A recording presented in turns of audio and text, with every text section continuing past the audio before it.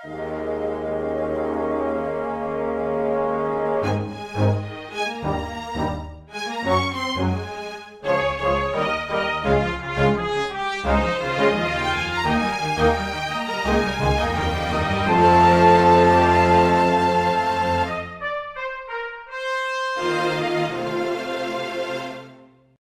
Manga Recap, July 30th, 2025. Hello, everyone. It's that time again for you to sit down and listen to the soothing tones of Quinn and also me, Nick.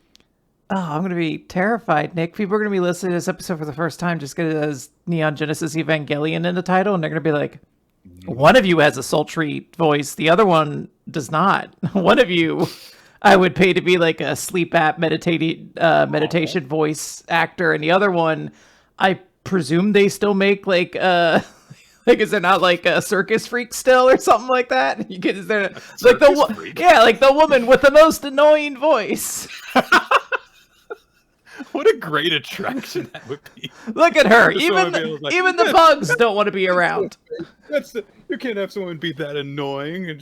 And they talk to you for 3 seconds. Like, oh, I doubted it.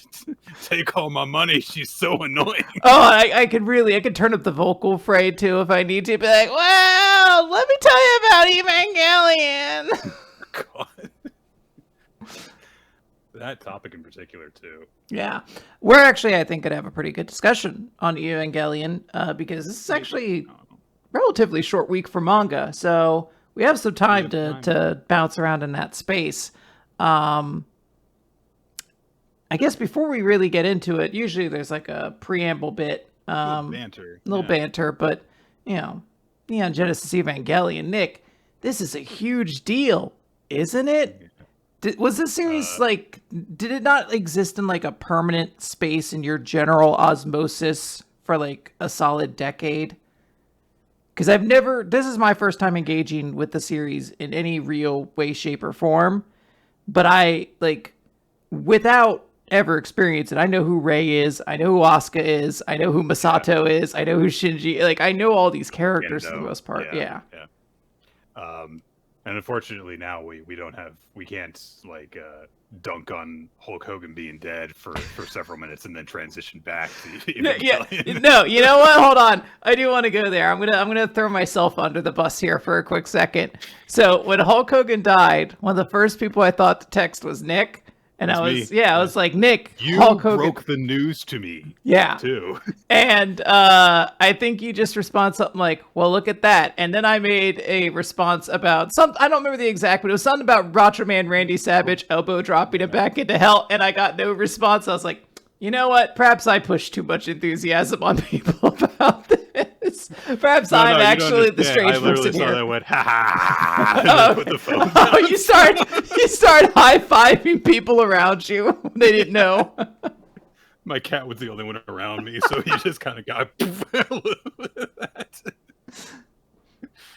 Oh no, that it's been a really weird week. If you have any interest in wrestling at all whatsoever, if you follow any sites that ever talk about wrestling, because of course everyone had to say their thing about Hulk Hogan, and there were all the people who were like, oh, he was such an influential figure, he'll be missed. There were the people who were like, he leaves a complicated legacy, not wanting to, delve into the minefield of all the racist things he said.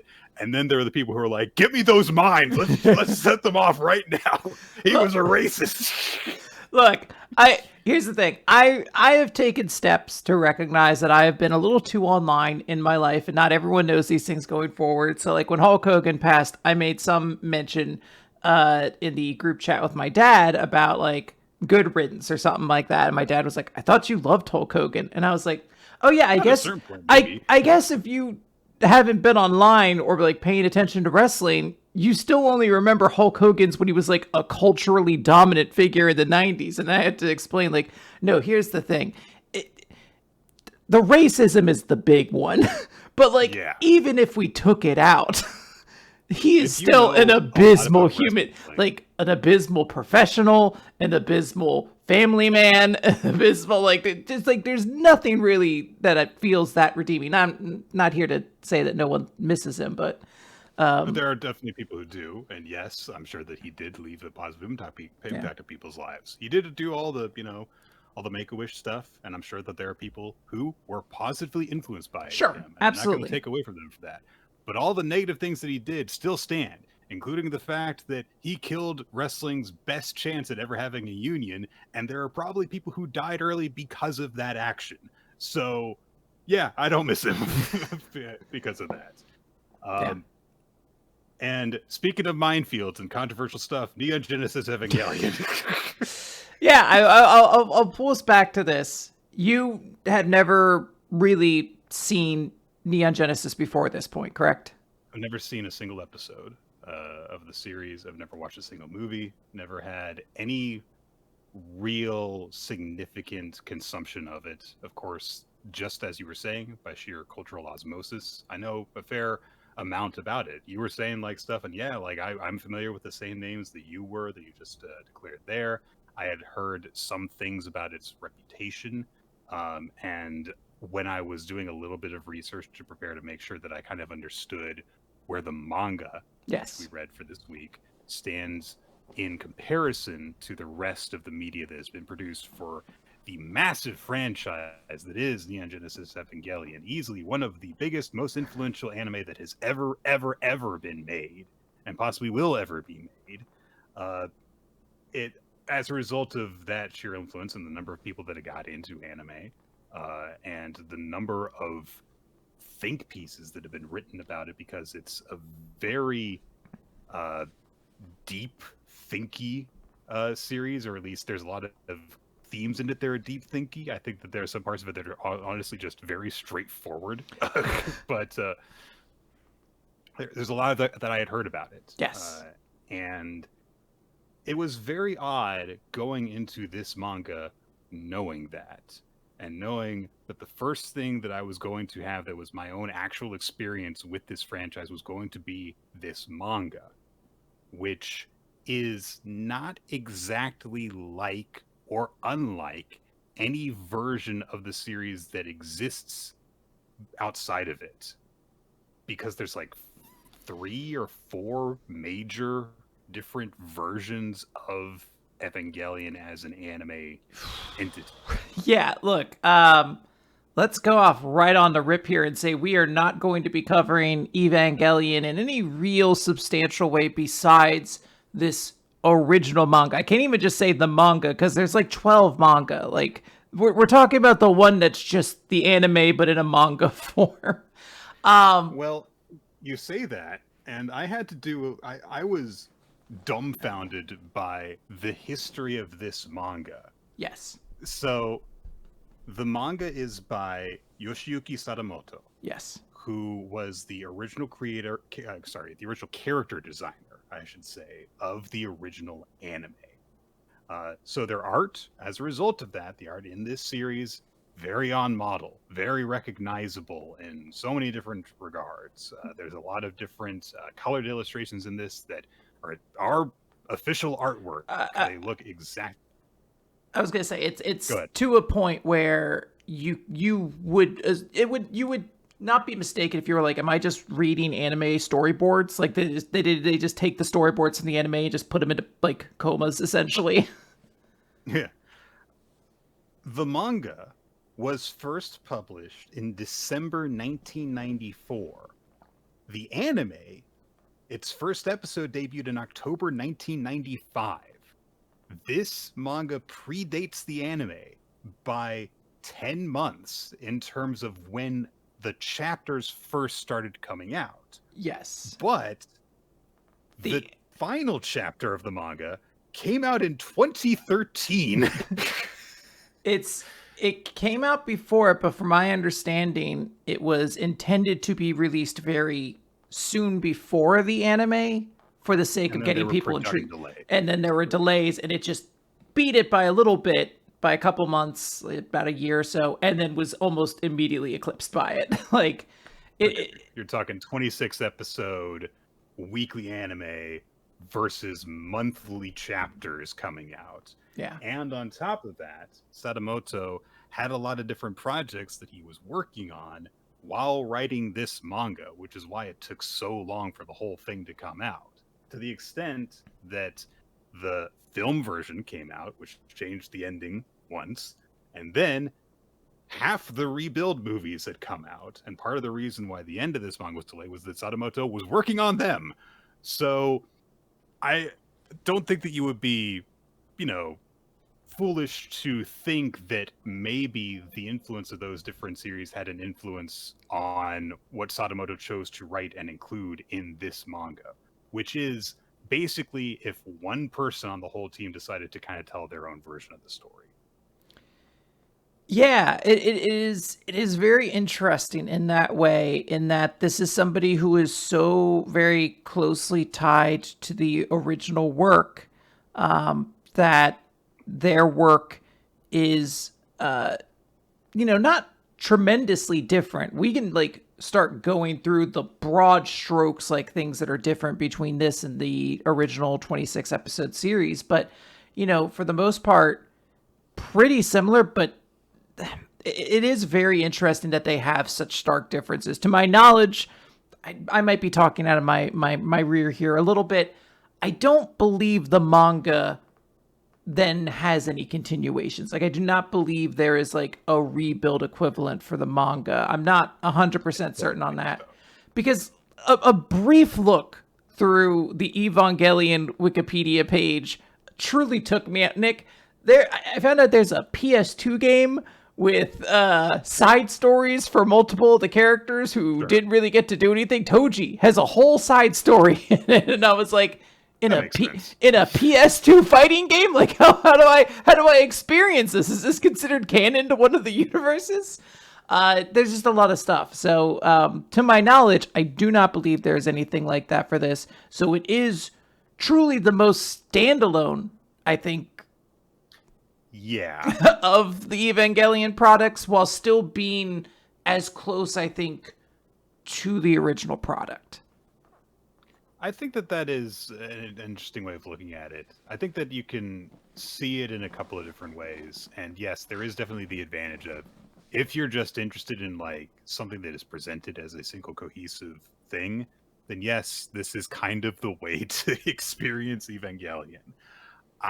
Neither of us are very familiar with the anime, and so in terms of how well it represents certain themes, plot points, characters, we're not the best people to tell you. I have heard secondhand that Asuka and Rei in different ways get done kind of dirty by this adaptation to the series. Apparently, for example, Asuka gets to do a lot more in the original anime than she does in this. And I would believe that based on how much there is involving her and how important she is to the conclusion of the story, which is not especially. The beginning of the series seems like it's probably the most in line with the portion of the anime that it coincides with. As in, like, this volume or whatever kind of matches up to these episodes, and it probably is the most tonally consistent with that, which is, a fairly straightforward mecha versus monsters series. The premise, for those of you like me who had never experienced Evangelion before, is that the series is set in the distant future of 2015, after an incident called the Second Impact has occurred, which has left the ice caps melted, and humanity is kind of in a not post-apocalyptic state, because all of civilization that you get to see is still there, but the world has clearly been affected by it. And in order to prevent there from being a third impact, there is an effort to stop these extraplanar, extraterrestrial beings called angels from destroying everything. And you learn more about what the true nature of the angels is and the true nature of what they're trying to achieve is over the course of the story.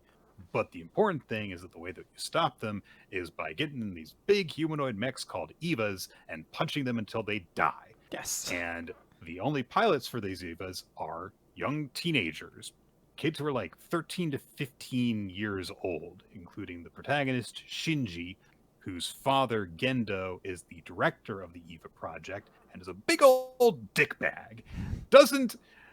I had heard so many bad things about Gendo. I don't think that I was ever believe how much of a loser he is.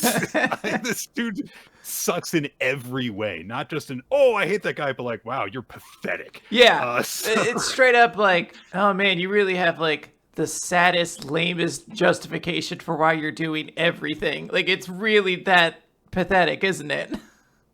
Like, you would expect a character as famously infamous, rather, as Gendo Ikari would at least be like fun to hate. He's just sucks. It's There's a mild way to enjoy him, which is just how cruel he is. And then every time you see him with Ray, it's like it's the Gordon Ramsay meme where it's just like fucking donkey, oh my glorious child, you can never. So precious. There's unfortunately very unnerving implications to their relationship in many ways. So unfortunately, it's not as like wholesome as that, but there is a little bit of like memery going on there. Where he's just like, "What do you want, Shinji? Fuck off and die, so you save the city. Who cares?" Ray, what a wonderful headband you're wearing today. You're so cool. How was your day today? I sat and I stared and I had no emotions. Oh, my precious girl. Oh, you're doing so good. So Shinji is brought in to pilot an EVA under dire circumstances, as in one of the EVAs is being piloted by Rei, this mysterious and very detached young girl who is injured in the fight with it, and it looks like she's going to have to go out and pilot despite these debilitating injuries. And Shinji, in a moment of empathy for another person, is kind of shamed into taking her place. Yeah. He is told in so many words, if you don't pilot the EVA, then she's going to. Yeah. And so he chooses to do it and ends up, not really by his own merit, successfully defeating the angel. And then just kind of gets roped into being a permanent pilot. And so, yay, child soldiers, isn't this great? And that's how things start off, is that Shinji is working for his asshole dad to save and protect the world. He's got weird co-workers, and the most normal of them is his commanding officer, Misato, who decides that Shinji's got to live with her so that she can keep an eye on him and make sure that he is actually like taking care of himself and shows up to do the EVA test while also still going to school. Yeah. Covered everything. Absolutely. There's a lot of stuff we'll be getting into as we go along in this. And part of me even wants to divert immediately to be like, let's talk about Misato because, we just brought her up. But I do think it would be imperative to start with, I would say, probably the most notable character from this series. It's certainly the one I feel like I had heard the most about, which is Shinji. All I had ever heard was, shut up, Shinji. Shinji sucks. Getting the robot. Getting the robot. Like, everybody hates him. Everybody, like, really clowns on this jerk. I hear about him doing an action in a hospital room with an unconscious person, and I'm like, oh, I was, like, kind of dreading reading about this kid. And I was very pleasantly surprised at, like, how understandable and, like, very reasonable Shinji is throughout this entire series for the most part. Like, Yeah. He is dramatic at times. He is also, like, a 14-year-old kid who is routinely put in, like, sole responsibility for protecting the world. He's definitely got his issues, but you also get the most context for why he has those issues, and therefore it's the most understandable readily. Like, if your dad was Gendo, you'd be fucked up too, okay? And on top of all of the stuff involving his mom's a robot, and there's angels trying to destroy the world, kind of, but then it turns out all the people you're working for are also bastards too. Yeah, like, of course you're in a bad situation. And I honestly thought that Shinji was a very interesting character at the very beginning. I thought that either he had been misrepresented to me, or maybe there was a different take on him in the early part of this manga, which I do think he does get characterized a little bit inconsistently over the course of the series. but it's hard to tell if it's inconsistent characterization or if he's just being affected by trauma. I was gonna say because a lot of it happens very quickly. I knew that this series was not a particularly like happy one going into it, so there were quite a few times where I was like, I can see where this one's going, and you just kind of quietly sigh as you're like, all right, time to be sad for a little bit. But I thought that for the most part, Shinji is reacting to the world as it's being given to him. Like, your dad has just suddenly showed up and is like, hey, fighting my super robot. You're like, well, no, fuck you. Why did you, like, you abandoned me? I'm not going to do that. And it's like, all right, well, if you're not going to do it, then get out and let's put this dying girl in the thing instead. And he's like, yeah, I mean, come on, dude, get fine. Like, and it just kind of like rolls on from there where Shinji, he does have issues. He doesn't connect with people. He doesn't express himself particularly well, and he's afraid to connect with others. That is the exploration intent of the show. Oh man, though. He's a teenager. and yeah, and again, like the entire point of the show is about how people have difficulties making connections with one another, and how we oftentimes, hedgehog problem, etc., etc. There's a lot of YouTube essays, I'm sure.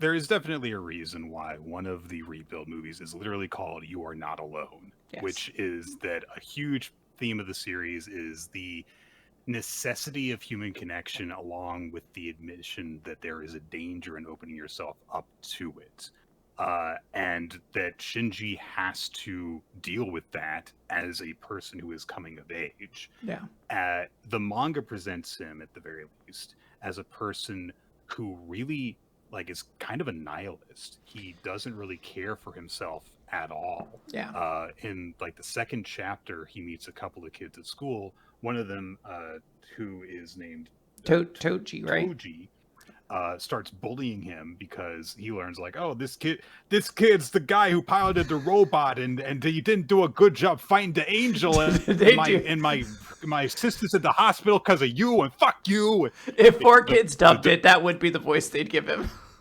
Well, he's definitely got that accent in the Viz manga. So yeah, they definitely put an affectation on him. So, but when Shinji is getting that treatment from him, and he's threatening to beat Shinji up over it, Shinji's like, fine, just punch me, just do it and get it over with. He doesn't give a shit.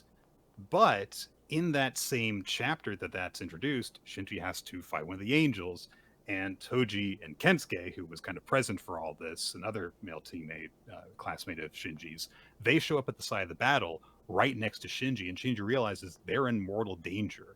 And Shinji defies orders, opens up his own cockpit and lets them inside, and gets the strength and conviction to defeat the angel because he's protecting someone else. Yeah. And that's a very compelling character to start from, someone who thinks that it's pointless to form connections. I don't care about my own self. No one likes me or anything. But when he's confronted with someone else's well-being, he can't help himself but take action and reach out to them. That's something that's incredibly human and makes him a compelling protagonist. And that does get undercut, or at least kind of broken in him, because of all the shit that he has to constantly deal with, the deaths that he witnesses, the people close to him that have terrible things happen to him, all while under the oversight of people who don't care about their lives, including his own father. Yes. So yeah, I agree with you that I think that Shinji had not been done justice, it felt like, by the reputation he had as a really annoying protagonist. And I will add one caveat to that, in that I think part of the reason he also gets a lot of hate, well, I mean, there's a lot of reasons. As someone in our chat mentioned, a lot of this criticism came, a decade or so ago, where a lot of the people using the internet were not, I'm speaking from the aged wisdom of my mid-30s now, Nick. I probably, if I was 21, would be like, shut up, Shinji, idiot. But also, he is significantly less horny and weird in the manga. That actually felt like an element of the manga that just was not taken from the show whatsoever. It's not to say sex didn't exist, but oh yeah, I feel like little snippets I've seen and or heard of the anime suggest that Shinji's sexuality is like more of an ongoing thing. Like I think he and Misato are meant to have some level of sexual tension, where here I was like, nah, she's just like his irresponsible caretaker. Yeah, I was like, he's his crappy aunt basically, but like the best aunt he's got. So I know that there was a very infamous scene that involves Shinji and Asuka, which portrays Shinji in a very creepy and gross light. That does not happen in the manga. That is in the movie, though, which is not the anime. Right. So right. That may play into it. Who knows? There is like a moment where he does come across Rei when he goes to see her in her apartment, and she's naked, and he trips and falls over her. But it's just like a fully awkward situation for him. He's like, "I'm sorry" and stuff. He's not like perving out over her while it's happening and stuff. There's enough creepy stuff going on between Rei and Shinji, and even in this version of the manga. So I do think that could definitely play a factor there. If he developed a bad reputation, I think the other aspect of it as well is that people don't like when a character represents their own flaws if they're insecure about them. And Shinji is definitely a archetype of a confused, emotionally and sexually and interpersonally representation of a teenager, an angsty teenager who doesn't understand the point of anything. And so having that, and having a character who's, especially for shonen anime, whining a lot or thinking about the injustice of their situation and not really doing anything about it a lot, I could definitely see why that would be frustrating to you if it's something that, you don't like to think about yourself. A lot of people, especially in, the West, when it comes to anime and stuff, they like to use it as a form of escapism with the justification of like, oh, sometimes people say like, this stuff isn't political and stuff like that, when really it's a matter of like, they don't understand enough to recognize it. And with a character like Shinji, it's kind of very easy to understand the things that he represents. Yeah. So if you're put off by that makes sense. So I liked Shinji, and I do want to try, I think, going forward to lessen how much we compare Neon Genesis Evangelion, the manga, to its other parts, because I'm trying to like set up where the differences maybe are, but also I feel like I'm going to get caught up in now like decades worth of NGE discussion of, canonicy versus, what's the intention here and there, where I'm just like, look, this was just my first way of experiencing the story of Neon Genesis Evangelion, and I really liked it. I was really impressed by the cast and how this story like just executed like a large swath of stories in really compelling ways. It does sound like the manga does a bit to improve some of those side characters. Toji is given, in particular, like a more significant and brutal role in the series than he has, I think, in the anime. The death flags that he got. It was brutal to the point where it really shocked me, because I did look up a couple things about the anime before this. He doesn't die in the anime. He lives through that. He loses like a leg, but I was like legitimately stunned, because I was like, oh, that really felt very natural that he just gets absolutely crushed in that tube. Spoilers. Right. That seems like it may have been like a demand of someone to not push the child death too hard. So. But Bukurano gets to fucking come out, Nick. There's like 30 kids that died in that. I don't know. Fuck those kids. I don't remember enough about any of them to defend them. Those kids in particular. They statistically, most of them were pretty good.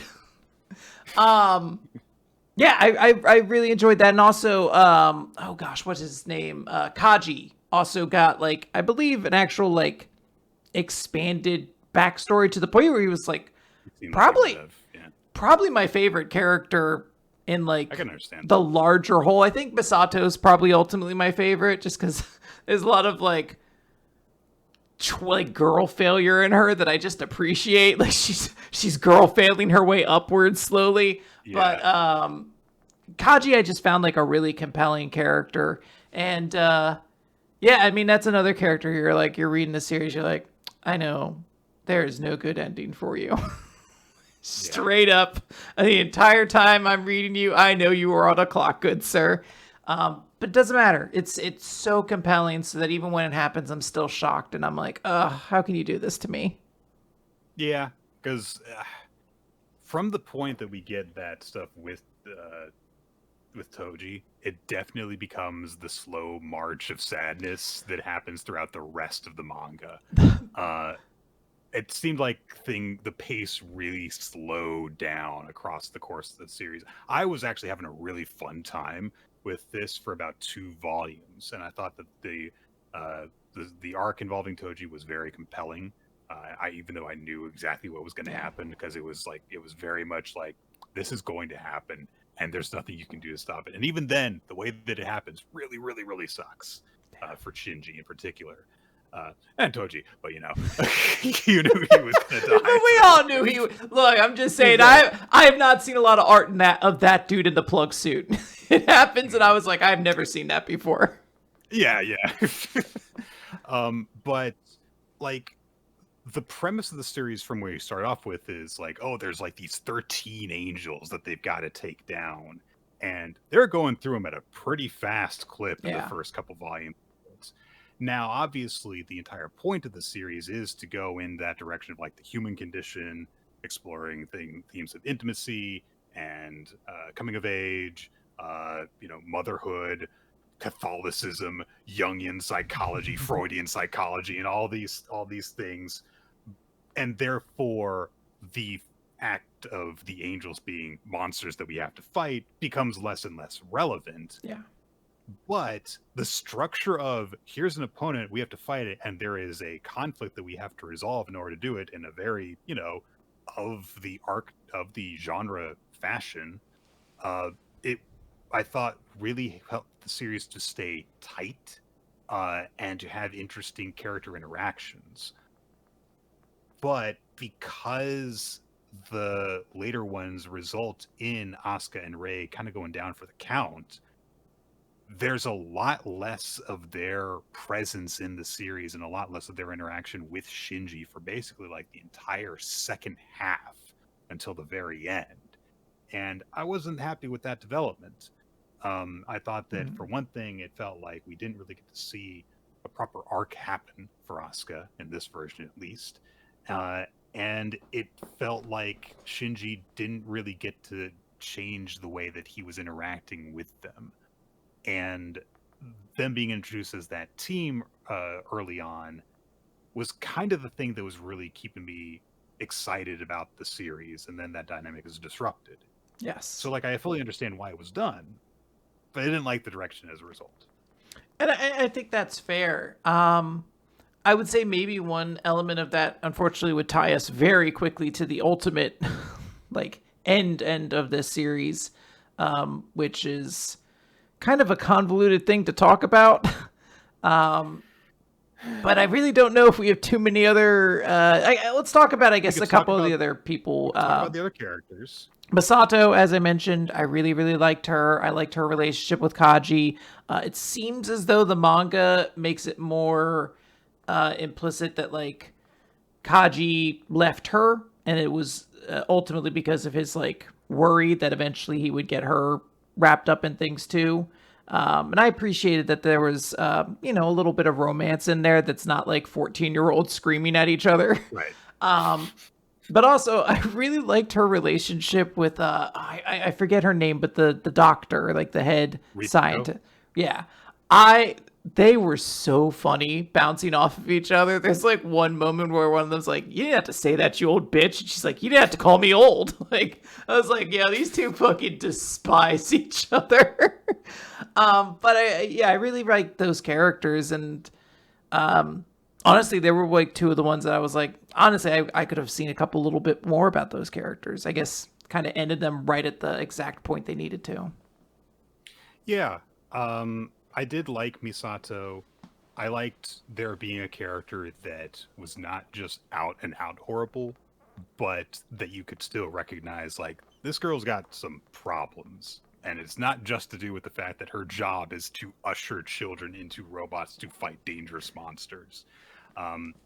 There's a recurring thing that I was noting early on, which is the very deliberate shared trait among almost everybody in the cast, and that fucking everyone has mom issues. Oh yeah, yeah. Every fucking single person has either a dead mom or a mom that they've got some sort of psychological issue with, and in most cases both. Mm-hmm.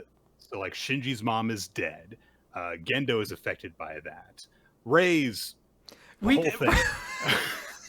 Asuka, Ray deserves like her own separate section. Really. We're gonna get to Ray eventually. Asuka has not just like, you know, her parents are dead, but also like her foster mother was apparently like abusive towards her or something. It's kind of vague in the way that it's portrayed. There's a lot of implications that happen.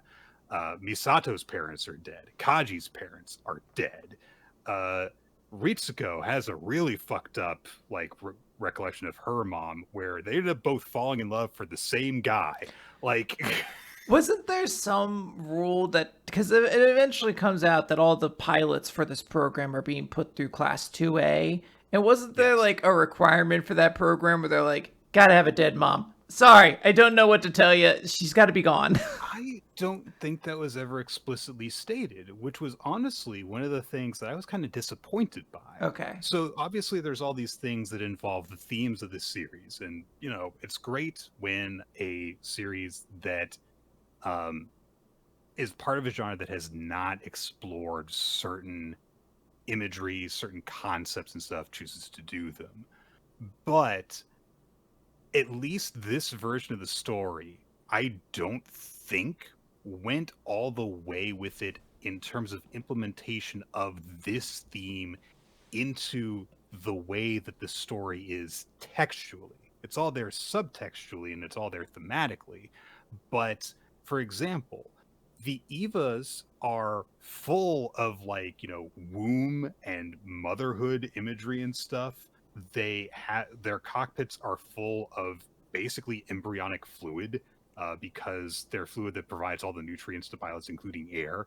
They have cords that tie them to the main base that they get their power from, which are specifically called umbilical cords. And all of the pilots are called children. So I was thinking like, oh, is there going to be something where it's like you gotta be like someone who is like childlike, has a childlike mentality, not fully mentally developed or something like that in order to pilot this? And it turns out, well, no, everyone's genetically tied to it by their moms being associated with the robots, basically. That is a simplification of all the facts that go into the matter. I am aware, but I was kind of waiting for there to be a shoe to drop that says the reason why everyone is this way is because in order for us to have pilots in this, we need them to be this way. And that's not the case. So, like, I was kind of waiting, for example, this didn't necessarily have to be it, but I was waiting for something along the lines of Gendo reveals that the reason why he's such a shitty dad to Shinji is because he needs Shinji to be mentally fucked up and have mom issues so that he can pilot the Eva in order to achieve Gendo's goals and stuff. That's not the case. Gendo's reasons for being shitty to Shinji are being shitty to Shinji. Yeah. And that's fine. Like I will agree that I think this series is going more for characters who just happen to inhabit a very strange world. And that the actual like lore of the world feels a little bit more background to the ultimate conclusion of things. Eventually it does feel like you can kind of wash like all the angels, all the fucking Christian imagery, all the, you know, whatever, the giant computers named after things. You can like push all that away and it's like, yes, the series is just talking about kind of connecting with people and stuff like that. And I don't know necessarily where the line of the lore kind of is drawn to that. Like, do the movies add more lore or anything like that? But in this, I'll say, I thought it was a little light on some of the details to the point where I had to look up a couple videos afterwards to be like, so like, what were the angels? Just to clarify real quick. And it's like, okay, Got it. Like what I kind of assumed, but I don't think was ever like explicitly confirmed in the manga. And I mean, that might just be the case that maybe, hell, some of these things were actually stated in the manga, but maybe just in a confusing manner. Yeah. Would not be the first time that a version of Evangelion has had a problem with being confusing to the average consumer. But so I do want to say, in the defense of this manga, I do feel like there is a relative simplicity to this series. I really expected to like have to sit here with like pens and pads and like, you know, start looking up obscure like Catholic, you know, books of the Bible to be like, what does this mean? It's very simple, like Spear of Longinus. Isn't it kind of like stabbing Jesus? Like it's a lot of very simple stuff. Obviously easier for us in a predominantly Christian kind of nation, but I don't understand what that we're talking about. it helps I've done a lot of Dice Funk, and Austin Yorsky loves nothing more than to throw an old Bible reference at me and then get upset when I don't know what it is. So now I know what the Spear of Longinus I did that for you, Quinn. Quinn, don't you understand? And I'm like, sorry, dude, we didn't get the cool books. I forget where I was going with that, but I really did, I think, just kind of enjoy following these characters and seeing what they were kind of going for. And I don't know, there's interesting elements to all of them. We haven't even really talked about Kaoru yet. Kaoru, Yeah. I don't know how to pronounce it, but Who is one of the bigger changes from the anime, from what I understand. He shows up in one episode of the original anime, which, funnily enough, was its animation was directed by the writer of the manga. Yes. So that might be a reason why he's so heavily featured. Another part of it is, from what I understand, is that his role was magnified in like every version of it since then, because they kind of realized like, oh, if we have the angel that poses as a human and becomes a pilot stuff, maybe he should kind of like have a bigger role in the story. And also, I'm sure the popularity of a particular ship of characters did not hurt that one bit either. Yeah. I mean, yeah. It's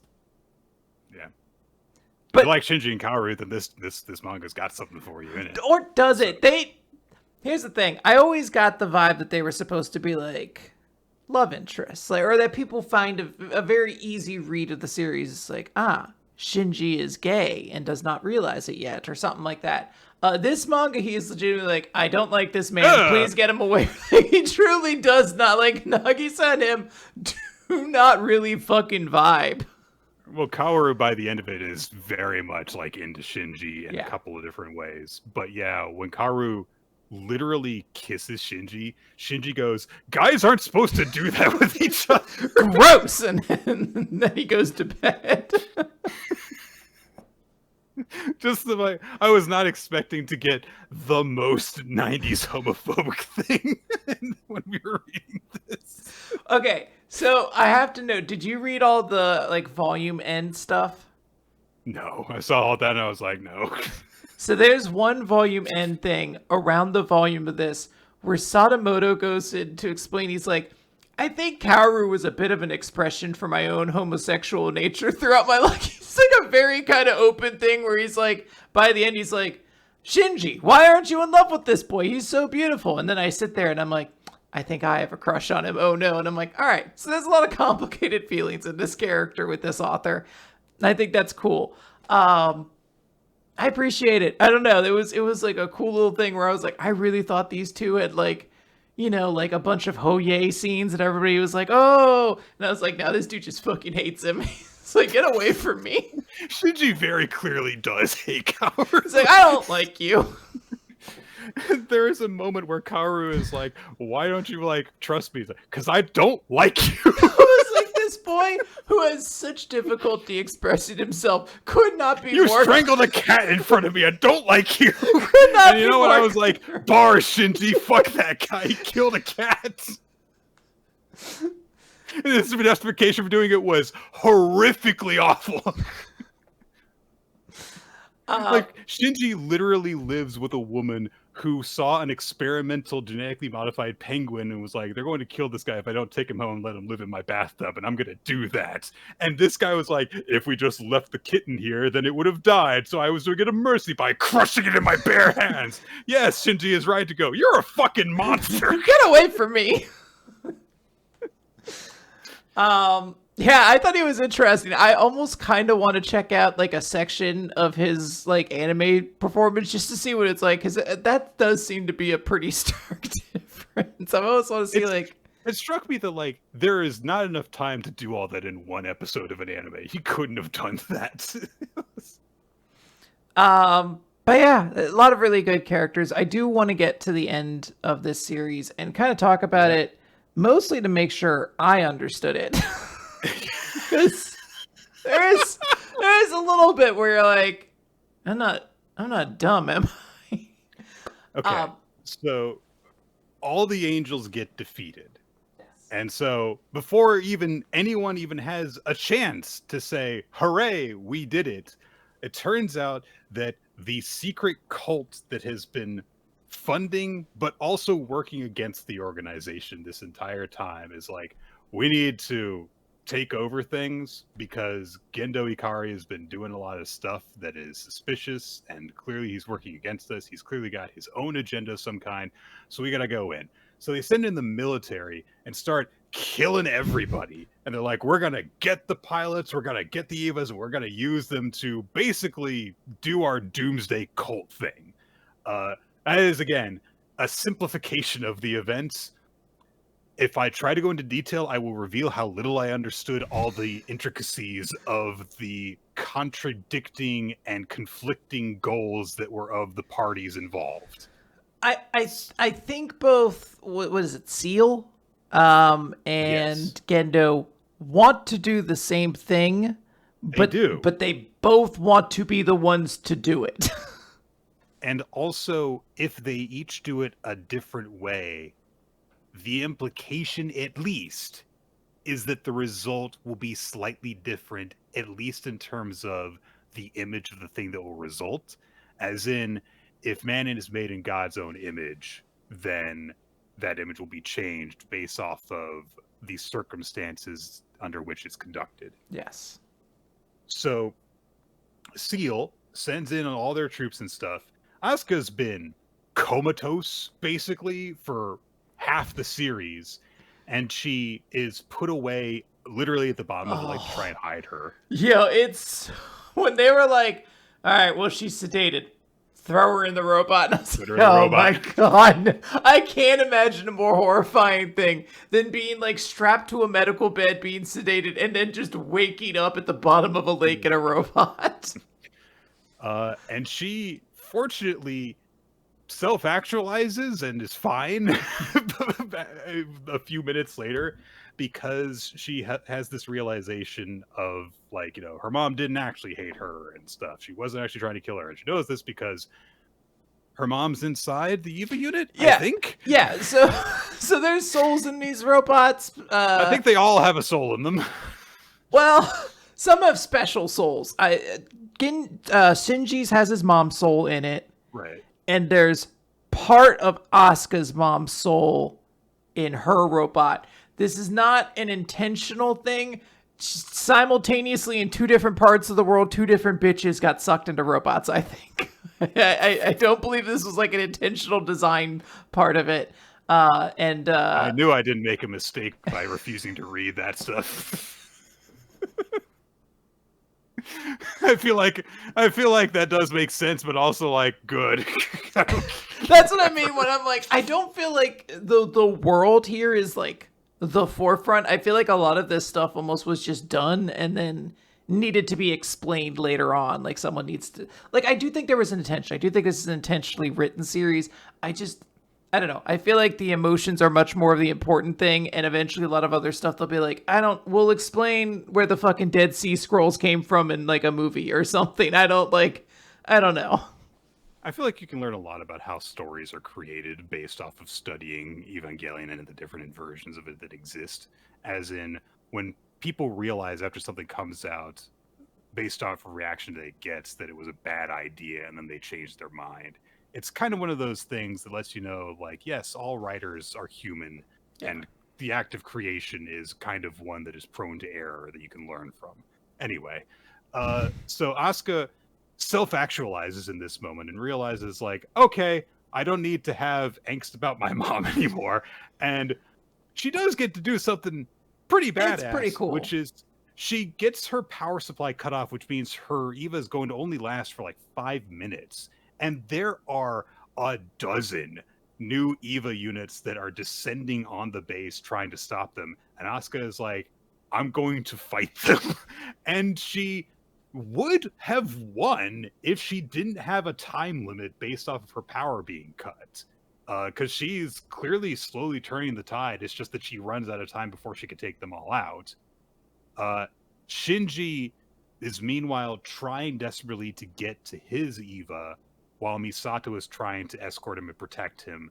Misato puts him ahead and gives him like a kiss goodbye, and there is the main representation of that sexual tension you were talking about is probably more present in the anime, where she gives him a kiss and she tells him, "That was an adult kiss. We'll do it more when you come back," even though she knows she's going to go and die right after she sends him away. It's kind of one of those a kiss for luck things, but in more of the intimacy coded way that Evangelion talks about stuff.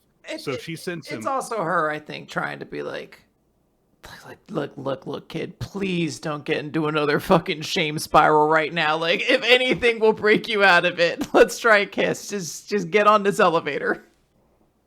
So she pushes him ahead, stays behind with a grenade, and stops their pursuers by blowing herself up. Shinji gets in the robot, and he goes and he protects Asuka, who I did like her reaction to it, which was, "You can't just come back and take all the credit after all that I did." Yeah, she's like, "What the fuck, you kill stealer?" Asuka has a huge thing about an inferiority complex and stuff, which I understand is much more deeply explored in the anime because she just gets to do more stuff in it. But they are foiled. Like, all of the Evas that they've been fighting just regenerate because bullshit. And they crucify Shinji in his Eva, and it looks like all hope is lost. He's going to like be the sacrifice, essentially, that leads us to an apocalypse / Genesis event.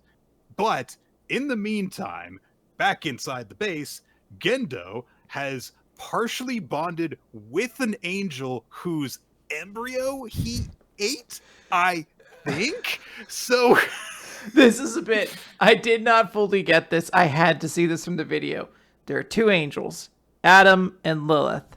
Lilith is the one who's in the basement that they just keep calling and saying is Adam over and over again. They say it's Adam, but it's not. It's not Adam. Adam is the one in his hand. And when Adam, I believe, bonds with Lilith again, is when the third impact will happen. But him trying to like forcefully put his hand in Ray's belly, I think that's his way of controlling whatever they try to do to some extent. That's the same impression that I got, that act. Which, by the way, so Ray, it turns out, is a clone of Shinji's dead mom, kind of. So, mostly. There's other stuff to it. But Ray is essentially Shinji's dead mom, but 14, which means that all of the things that involve, some ship teasing between Shinji and Ray, it's a little bit, weird. But also, the stuff, whenever Gendo is like, being very affectionate towards Ray and stuff, very creepy, because he knows, and that is basically his wife as a 14-year-old. And then, when he's going to enact his plan to cause the Genesis Apocalypse event, he has her get naked so he can put his hand inside her. It's not weird. It's not weird. It's not creepy at all. There's a little bit of that. Look, you gotta let people make art, I guess. I don't know. Also, I should say that the last confrontation that Shinji and Gendo had, which was during this whole invasion of the base, Gendo specifically said to Shinji, "I never loved you, and I've always hated you. Not since your mother died, but since you were born." Just always. Because when you were born, that meant that the love your mother gave me was partially going to you instead. This fucker sucks. Yo, Gendo's a fucking... He's such a fucking simp loser. It's wild. This dude is like, I'm going to end all humanity. because I really miss this girl. You're like, all right, man, he's freaking out. Even if he was like, I'm going to kill God or whatever and become God myself because, God took your mother away from me. Even that, I could be like, all right, I don't agree with your methods and stuff. But the fact that you're like, and fuck you too, kid. Even since before God got in the way, you were getting in the way of you between me and your mom. God, Yeah, there's definitely a moment of Gendo just finding every last opportunity to be like, no, I want to be as clear as possible. I fucking hate you. There's not like a misunderstanding. Eat shit, kid. I fucking despise you, but you could do it. Ritsuko knows this is all going to go down. She tries to stop it, but the AI, which is also her mother, that's running the base, disobeys her and doesn't stop it because her mother, I think it's implied that the AI of her mom is still in love with Gendo, so it doesn't want to go through with it. So Ritsuko, meanwhile, has been battling jealousy because she's also in love with Gendo and all the affection that he has towards Rei. So she's like, fuck all that. And at one point, she's abusive towards Rei. So she's like, I'm going to stop this, which is like, I don't agree with your reasons for doing it, but hey, yeah, go, stop it. But she's unable to do that, and Gendo shoots her. And then, to be clear, when we say abusive towards Rei, she kills Rei. She kills the first Rei. That version of Rei. Yeah. And who just tries to taunt her with her mom over and over again. And the one that comes afterwards, she's not as mean to, but it is clear that she's like, there's a lot of complicated feelings that run between her and the multiple women that are in this organization and or are the computers of it. She is Ritsuko's primary physician. Yeah. Ritsuko is Rei's primary physician, and she has these feelings of resentment towards her. So Gendo puts his hand inside Rei, and so that means that she's, all set to interact with Lilith and cause the Apocalypse Genesis.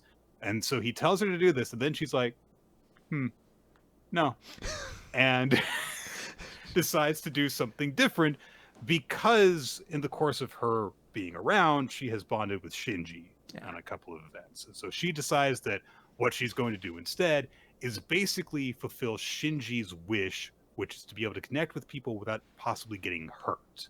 And basically turns everyone into two people that are also just one person. And she gets really, really big and naked and absorbs everyone, and they turn into fluid. She absorbs everyone except for Gendo because he corrupted himself with the essence of the angels. So fuck you, you don't get to go to heaven, basically. She gets really, really big, bonds with everyone, and then we're left in this weird mindscape, planetscape, worldscape thing where she and Shinji are basically having sex. They're not having sex, but it looks like they're having sex. And she says that it's like the beginning of where one person begins, the other one ends, essentially is impossible to determine, which is, again, a thing of intimacy. So she says, isn't this what you want? And he's like, actually, no, I've changed my mind based off my experiences of everything, and I don't want that to happen. And so Shinji, because he matures and realizes that, hey, in order to bond with people, yes, you do have to open yourself up to being hurt, but that's still worthwhile. Instead, we essentially get a new world being created, and the last, quarter of the final chapter is kind of a look at the new world that is created, where there's a new version of Asuka and a new version of Shinji. Actually, I think it might be just the entirety of the last chapter where that happens. It's not a tremendously long thing in that, like, I don't think we meet most of the characters. It's not like a thing that to be like, here's what, Misato would be in this world. I think we do see her actually, but it's just a very quick thing. And that was the part where I was like, oh, okay, so it's just about kind of being like a new world's going to be reborn from all of this, or is this an alternate reality? And then looking up the end of the original the original end of Evangelion is a shit post, I believe. it's like the creator being like, you want a happy ending? Here you go. And then later on, he's like, okay, here's what actually happened. I made a movie. It seems like it was about exiting and then seeing if anyone else joined them. And it just ends up being like him and Asuka. And then he starts choking her. It's a whole thing. I don't really know where this fits into the context of that. Um, is this just a new reality that takes place at the end? Um, I don't know. It's a very confusing thing. I thought that it's a tricky thing because Evangelion exists, everything that has come after, there is a chance that it has been influenced by it. There are random American kids cartoons that reference some of the things that happen in Evangelion. And so if you have the conclusion of the manga be this far after that happened, then it becomes an odd, chicken and the egg kind of thing of how many levels of influence since that original version go into your version of the ending of Evangelion. I thought that it was interesting how much so one of the things that I learned was that the manga moved between magazines at one point and went to a seinen magazine. And I feel like you can kind of pinpoint the moment it happens because you start seeing Ray's nipples a lot. And that is a big thing in this big cataclysmic event that happens. There's a lot of brazen usage of nudity and intimate imagery in it. And it's a very weird mix of that in terms of using that along with like infantilism of like, wanting to just be like part of this warm being and never be hurt and stuff.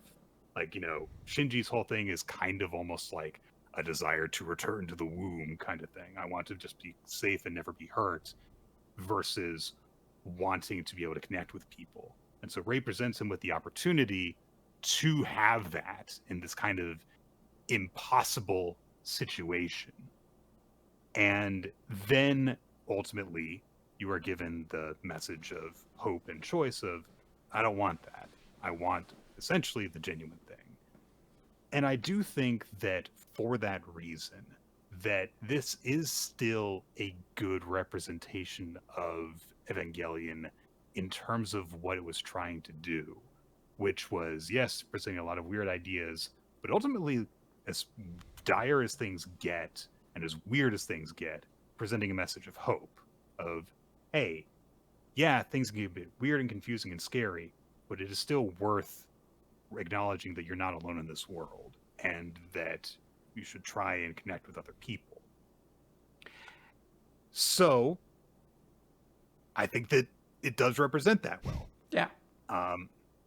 I found it hard to decide how I felt about the end of this manga as easily as I did as I felt about the beginning of it, which was I liked the beginning quite a bit. The end, I'm kind of all over the place on. Yeah. You bring up good points. I think part of me is getting distracted from the fact that there isn't really a ton of finality to the ending, just because I was like, oh, but I really, it makes me think a lot about these characters. And I liked kind of seeing all the pieces come together. And I was like, there was a lot of complex threads that were going on, and they slowly kind of pieced themselves together. But now that you say it, the ending is kind of disappointing. And I wish it was better. Like, I do like that moment of Shinji self-actualizing the world and is worth it. Even with the pain, it's still worth it. And then he's put into like an AU or some kind. And I guess that is meant to be like, this is your happy ending. Evangelion was an isekai, you guys. I'm like, okay, I guess he's going to live a happy life here in some fashion. But I don't know, that just feels, I guess, simple as an ending, or confusing in a way where I'm like, okay, so like none of the angel shit mattered, right? Or are they in this world as well? Like, defiance of expectations can be a good thing, but it can also be disappointing. So yeah, when you put it that way of like, kind of the angels didn't really matter. It's like, yeah, I guess, sorta. I mean, like, we're told that yes, they did, because if any of them had succeeded, there would have been a different version of what does happen. But that is definitely undercut by just having everything be like, and then the military comes in and they just have a fight over their doomsday cults and stuff. And, like, obviously, part of that's the point. I get that. But, you know, it was more fun when it wasn't the case. It certainly was. And once all the characters, like, you really do get to like these characters. So once they all start dying off or getting like traumatized, you're like, this series isn't as fun as it used to be. But I do appreciate all the people in our audience who are welcoming us to the Neon Genesis Evangelion fandom now. They're also doing the congratulations meme. Yeah. So it's greatly appreciated. I enjoyed it. If someone was like, hey, now that you've read the manga, you should watch this movie, I could continue. Like, if the stuff that I see is interesting enough, I do kind of want to consume it. I think it's a fun, fascinating little experiment and a lot of very clever writing and great characters. But at the same time, I am very grateful that I discovered this series in my mid-30s and not in my early 20s, I guess. Yeah. One last thing that I'll say is that I do think that I'm very, very glad that we have experienced this, because this was definitely a big gap in my kind of like knowledge of, you know, this corner of fandom and stuff. And now I can also say that I really do appreciate, like, hey, a lot of the character designs in the series, absolutely, really, really good. I like the way that the plug suits are designed. I really like Asuka's whole look. I like Misato's military jacket and everything. A military unit with mini skirts, you gotta love it. Absolutely. I will say, however, I still hold on to my belief that I think that Cruel Angel's Thesis is overrated. So come at me. Whoa, Nick. They can find out where you live. What are you doing? No, they can't. Also, don't test them, Nick. So, I don't know. Do you have any further thoughts on that before we move on? No, we've been talking a lot about it, and I know we want to move on, but I will simply say, enjoyed it a lot. Very glad we read it. It's pretty crazy to read, Nick, so hopefully that fit being number 3 on the list. Yeah. Oof. What could number 5 be? By the way, I didn't say that I hated the opening, just that it's overrated. I will agree with that. I'll agree with that. All right. Ichi the Witch, Nick.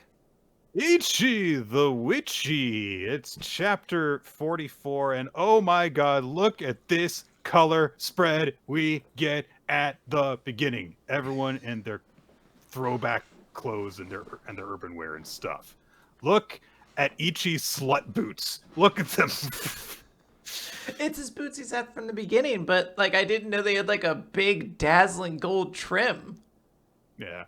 I love Descaris with the big comfy pants and the midriff. Good stuff. In the chapter proper, Ichi's all upset because he's got to do paperwork and stuff in preparation for this party that they're throwing for his announcement as the only male witch. Togiais is overseeing things and making sure that he is properly prepared. Kamugi is there being a very nice, supportive friend. I love whenever Ichi is doing something that makes him miserable, and Kamugi is there to help him through it. She's such a good friend. Speaking of Kamugi, Togiais brings up that her older sister, as we learned in the last chapter, Speak a Harvest, is going to be in attendance, and we get some more information about her. She's a captain, one of the highest ranks that a senior witch cadet can achieve without being a full witch. And Kamugi has to kind of be like, yeah, she's, yeah, great, yeah. And Togiais warns everyone, it's like, yes, don't, you better not fall behind. If you show a dearth of common sense, you'll wind up like her. And there is an ice statue of Descaris in the back of the class. Ah! It's so funny. Afterwards, Ichi gets to enjoy some of the fruits of his labor. He has been paid in Maje, so many different ways you can pronounce that word right there. And Togeki's explains like, yes, everyone of the witches has a budget that they get to draw from. You should have been receiving it earlier, but a certain someone apparently forgot to make your account. And glares over at Descris, who is bundled up in a blanket after being frozen. Oh man, she's so great. And she claims innocent, says like, oh, come on, it was just, it would have been a real pain to set it up. Until Geist looks at her like, oh yeah, I'm not sure you weren't thinking like, if everyone just forgets about this, I just get to keep the money. Tee-hee-hee. She has such like a little cunty little sneer too as she's doing it. She's like pushing up her glasses. So Togeki's warns to take care of his money. And she says, also, go spend the money. You've got to learn how the economy works, basically. Ichi is allowed to go outside as long as he remains within the city. Togeki's warns him to be home by sundown and that this is basically part of his class. Also, Discris tries to sneak out, I think just to try and escape further punishment from Togeki's and gets caught. Yeah. Question, Nick. How long has Ichi been traveling with Descaros, do you think? Man, that's kind of a hard question to answer, isn't it? Would you say it's like day? That's the thing. It's been at least a month. She's never taught this boy fucking currency before. She thinks he's a dog, Quinn. Like, that is you don't true. teach your dog to spend money. Do you think it's a waste of time? I don't want to spend. That's how she treats him. I want my dog to be able to shop. I don't want my dog to be able to shop with my credit card, though. That's. I mean, it is not her credit card, though. That is true. This is his money now.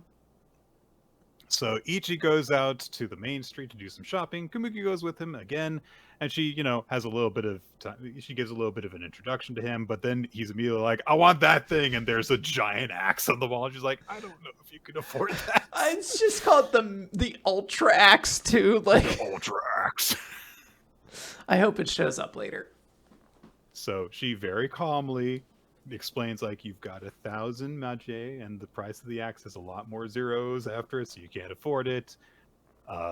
So Ichi goes around some more. There is a guy who turns him down when Ichi tries to offer him some extra leather and homemade jerky, and Kamuki's like, oh, I guess you did bartering for most of your life before this. And yeah, we did get that in the first chapter, that he did interact with society and stuff. He just didn't use currency.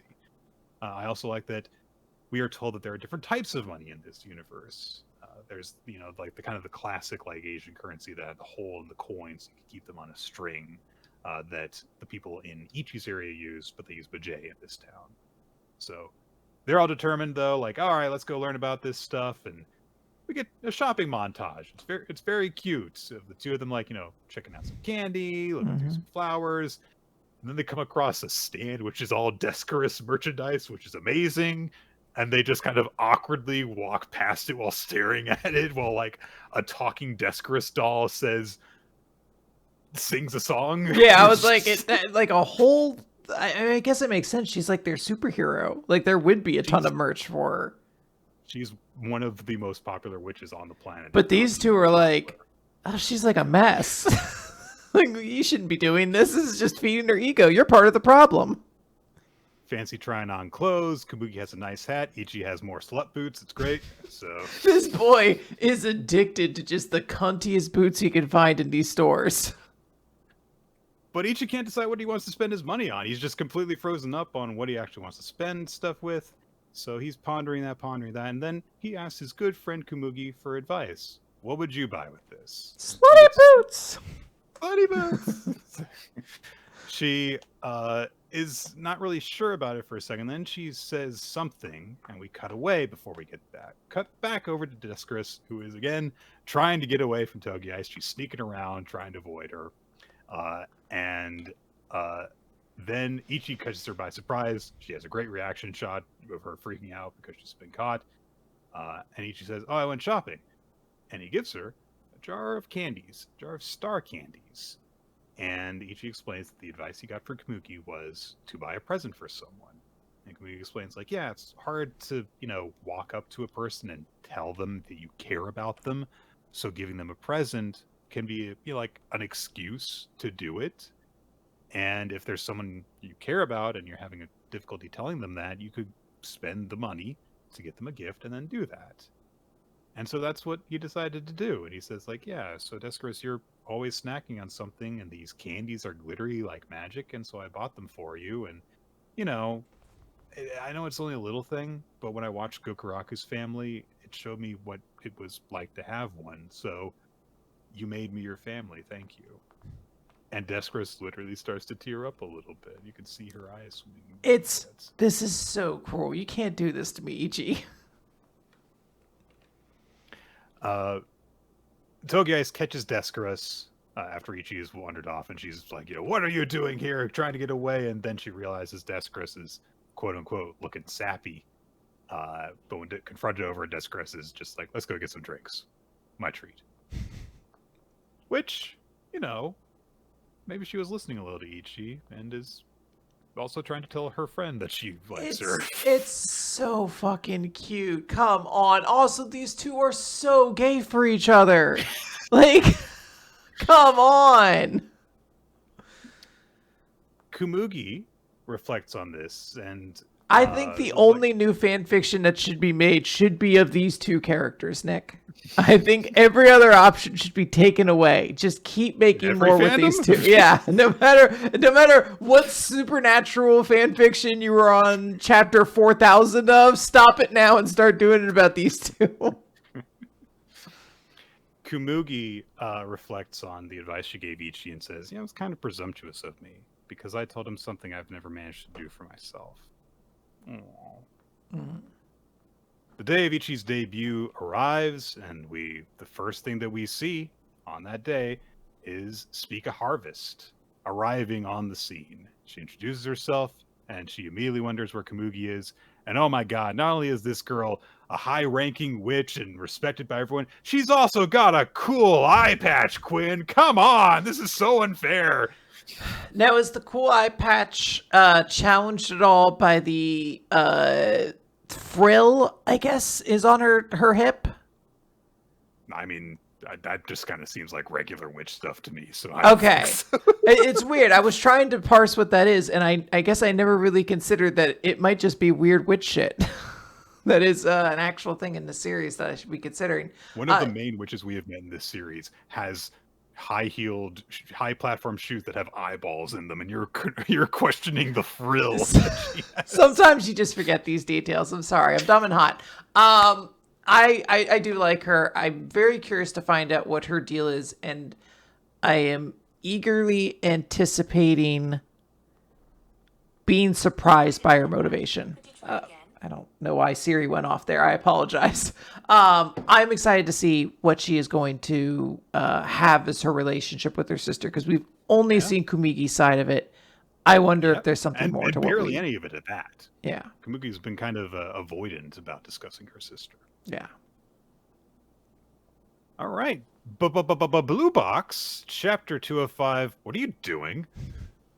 Hina in the last chapter missed the train, was separated from the group at the end of their big trip, and her phone's also dead, so that's not good. And she just thinks like, oh shit, this is going to take me a while to get back home.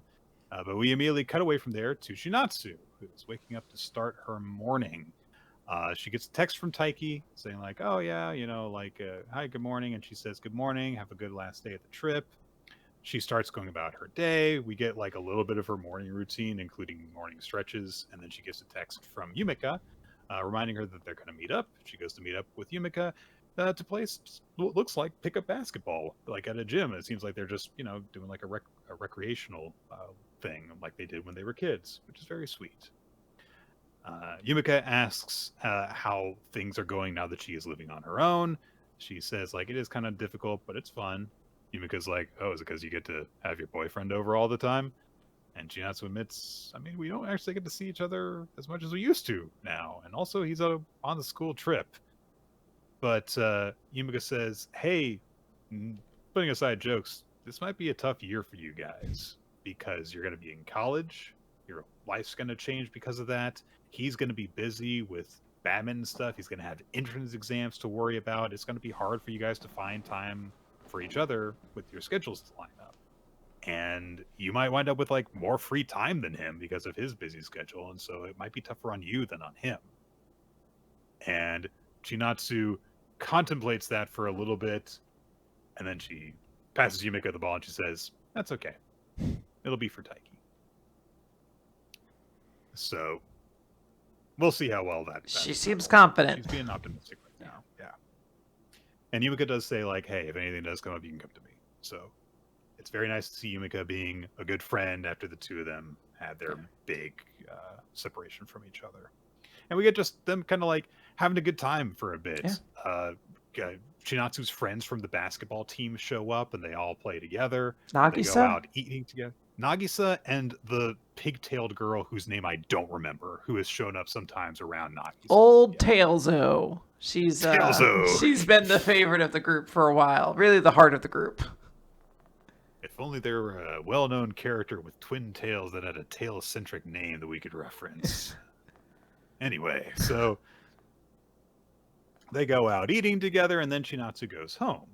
And as she gets back to her apartment, we get to see the guy who gave her the Baumkuchen after she moved in. It's this young guy who's got a rat tail, judging him for that. And that's not a rat tail. Isn't it? He's got an undercut. He's got a tail coming out, though. It might just be long enough that he can tie it in the back, but that's still an undercut.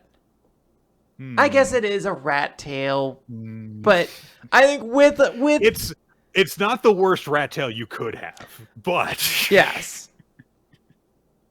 So they exchange pleasantries, and he's Fortunatsu. So he is excited to hear how she liked the Baumkuchen that he gave her and stuff, and then he also gives her a little thing, and then he's grinning at her, and then he says goodbye because he's got to get to work, and then Chinatsu's just kind of like, oh, what a strange guy.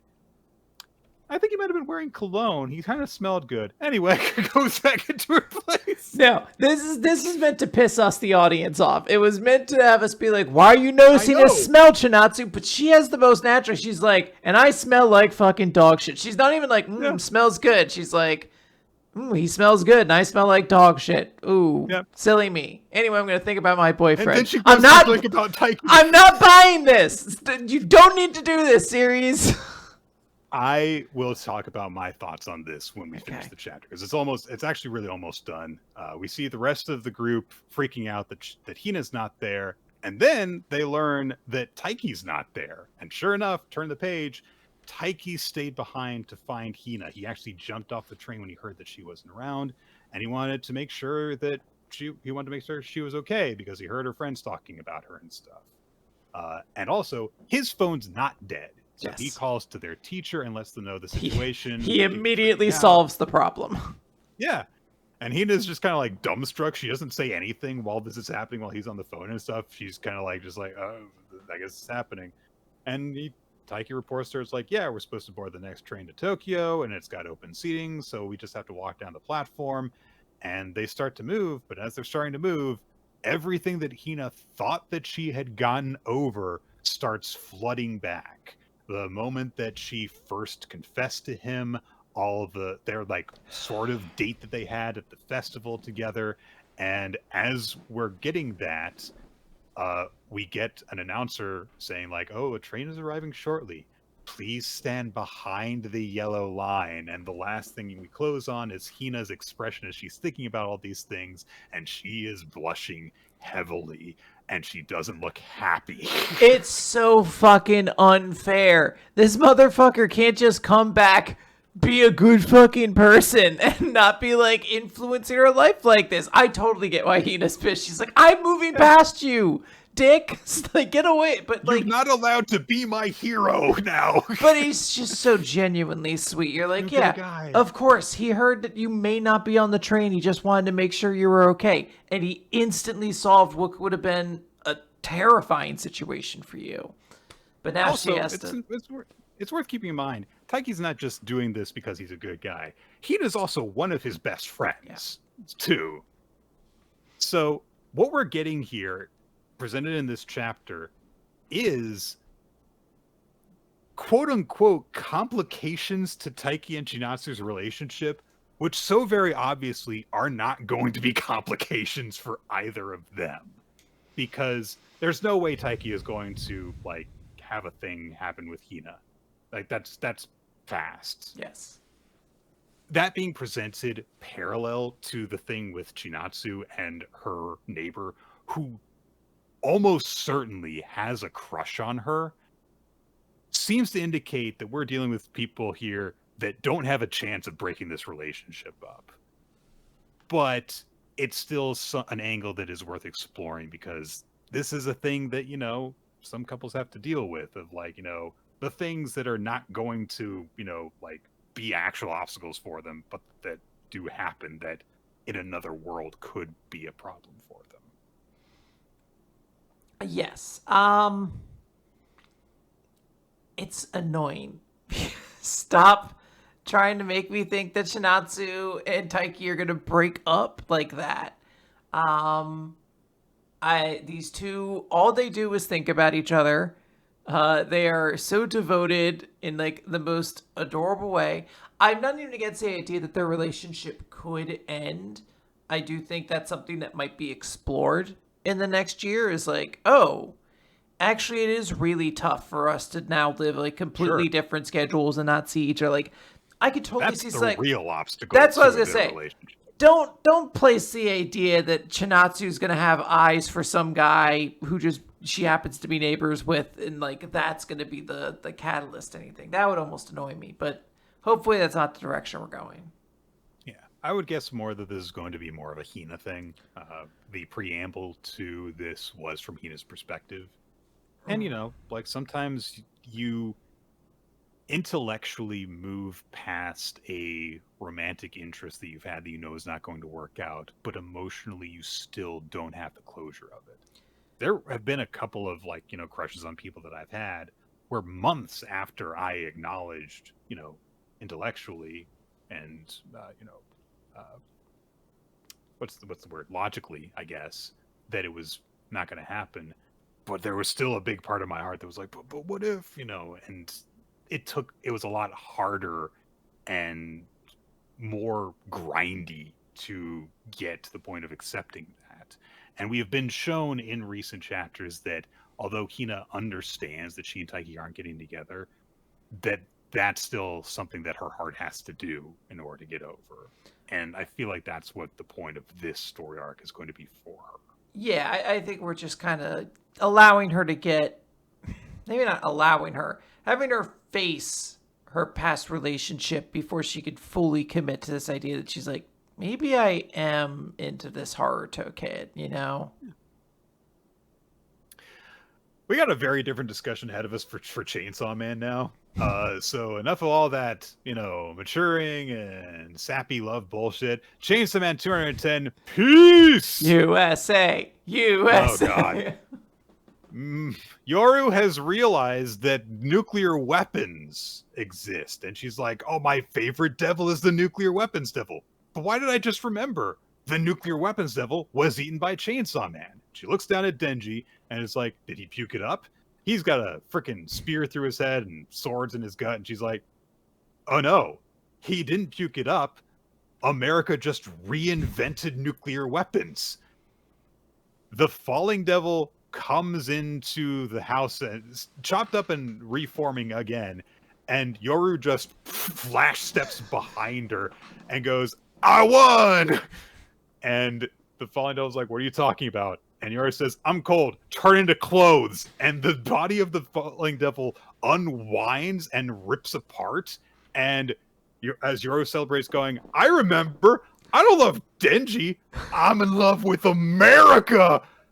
Because America made me a powerful, terrifying, and attractive devil. Thanks, America. No, wait. In English. Thank you, America. And she starts singing the Star-Spangled Banner. The Star-Spangled Banner while we see war atrocities in the aftermath of them. Like, what the fuck? Finishes it with her hand over her heart with new badass clothing made from the falling devil And Asa is watching all of this and says, "Are you really going to do it, Yoru?" And Yoru just says, "You stay put and watch like a good girl," and turns and walks off. What exactly she's going to do is not said. Can't be good. Where does that leave Denji? Well, he's brought somewhere. He's pulled into a classroom, and his ripcord is pulled, and he is woken up. And he is left staring at Fami, not the real Fami, as we have come to know. This Fami apologizes and says, "I was never Fami. You can call me Lil D." And apparently she's been given all sorts of different names in different languages. Shi-chan is like the official name because she or for means death. So it's like a cutesy name for death for her. Lil D, it's a terrible name. I'm going to come up with something else for her. Are you sure you don't want to? We could just do She-chan, but I mean, little D, and the jokes write themselves, Don't Nick. like it. I would sooner call her Dee Dee than Little D. Oh, so. Dee Dee's a cute name, though. It is. So, yeah, I think that the politics of this are very, very easy to interpret. And I don't have any comments to offer on them because I have nothing further to add that has not already been very well stated by this. Chainsaw Man is not a political manga. All right, Nick, let's talk about Dandadan. This is chapter 204. And Enra, the smoke yokai. So the evil eye has shown up in the situation where Enra is standing on Seiko's body at this point, just kind of like slowly crushing her. And Evil Eye sees this and starts laughing. He's like, "Yo, what happened to you, Seiko? You got beat by a loser like this guy? Aw, big strong Seiko got her ass kicked. Ha ha." And Enra's just like, "I'm going to take your power too." Poof, half his body is just like blown away as one of the ninjas is thrown through him. And in that moment, Evil Eye came and grabbed Seiko and is, getting her to safety, takes off his sweatshirt so she's covered up and able to relax. Very, very carefully, very politely, while also going, "You suck," basically. Yeah. And then he starts stretching, and then he just goes straight at Enra, just starts attacking him. There's a little bit of back and forth, but Gigi is pretty handedly getting his ass kicked. And as good a fighter as he is, he can't hit an Enra.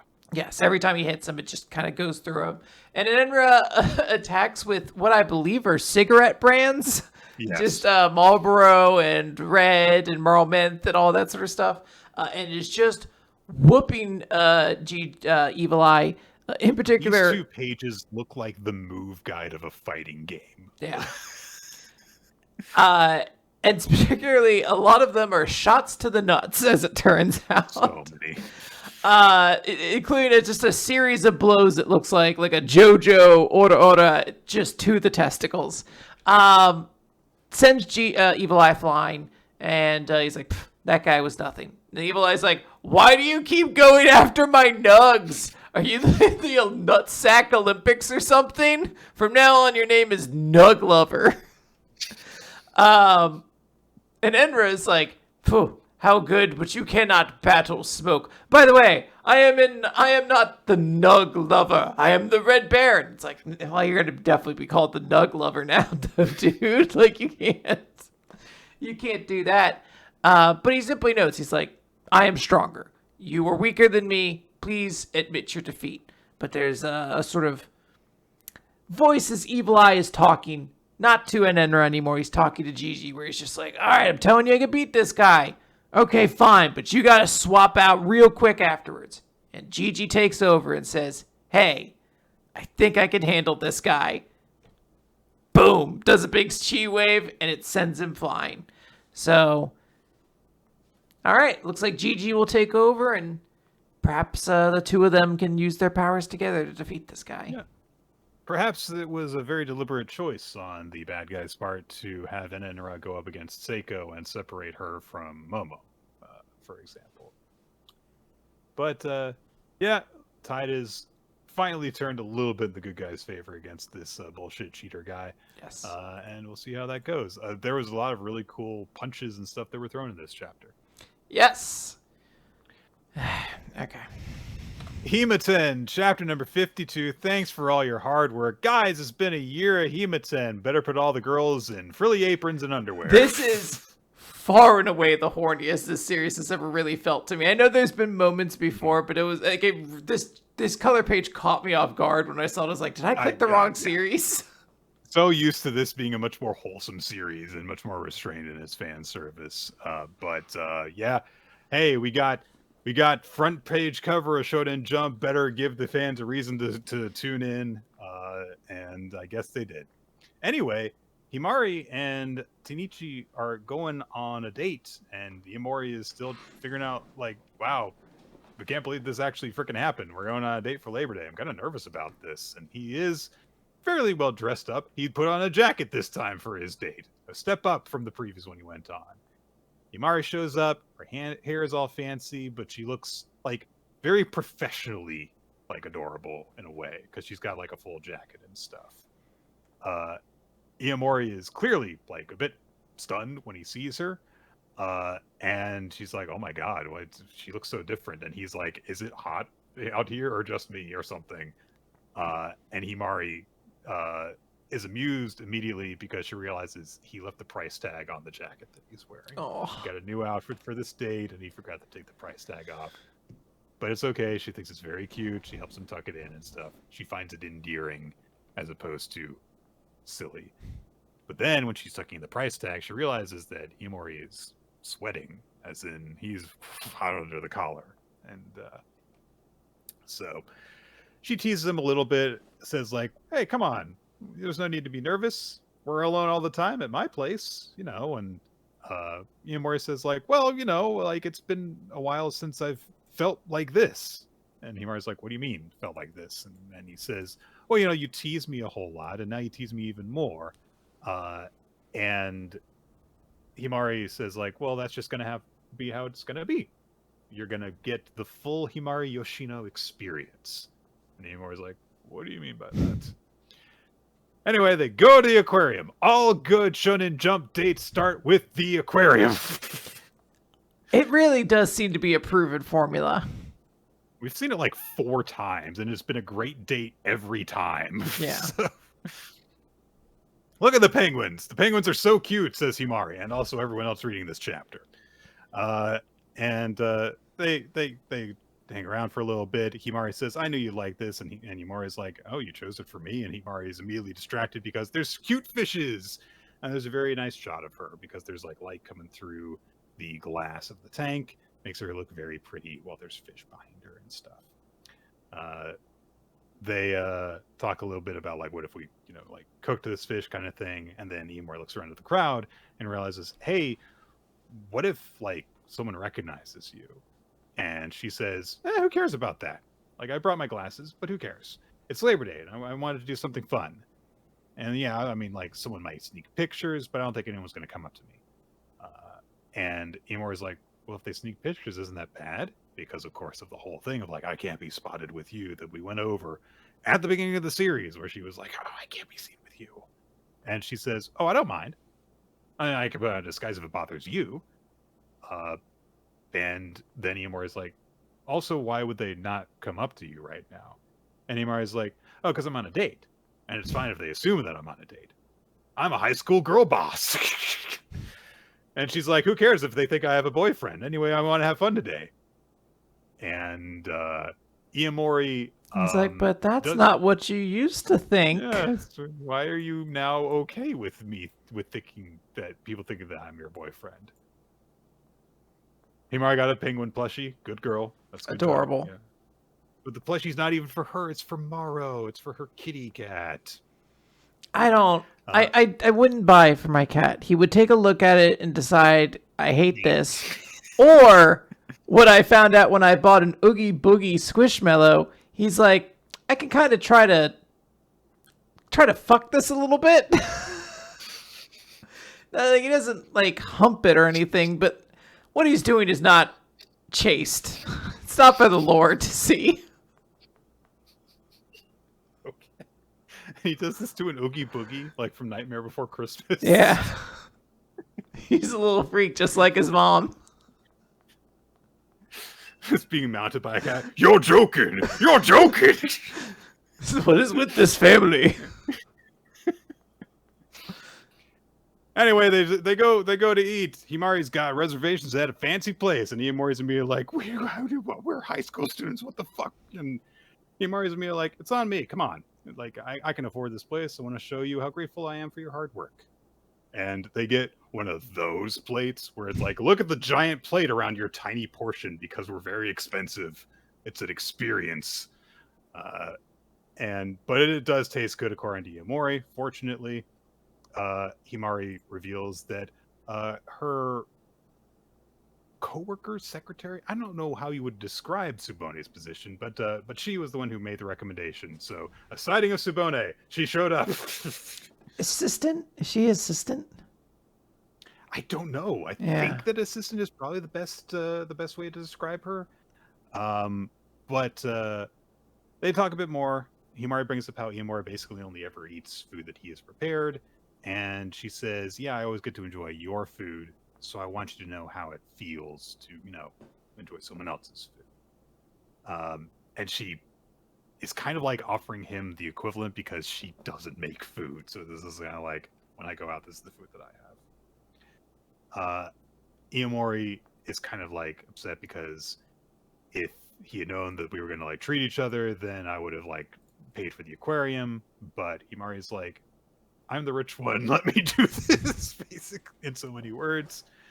And Iamori also admits that like he wasn't really sure to do about the situation, and also he kind of explains like his thoughts on like the gap between them, which is like, you're a model, you're a student, you run your own company, and I'm just a normal guy. We don't really have any connection outside the fact that I work for you.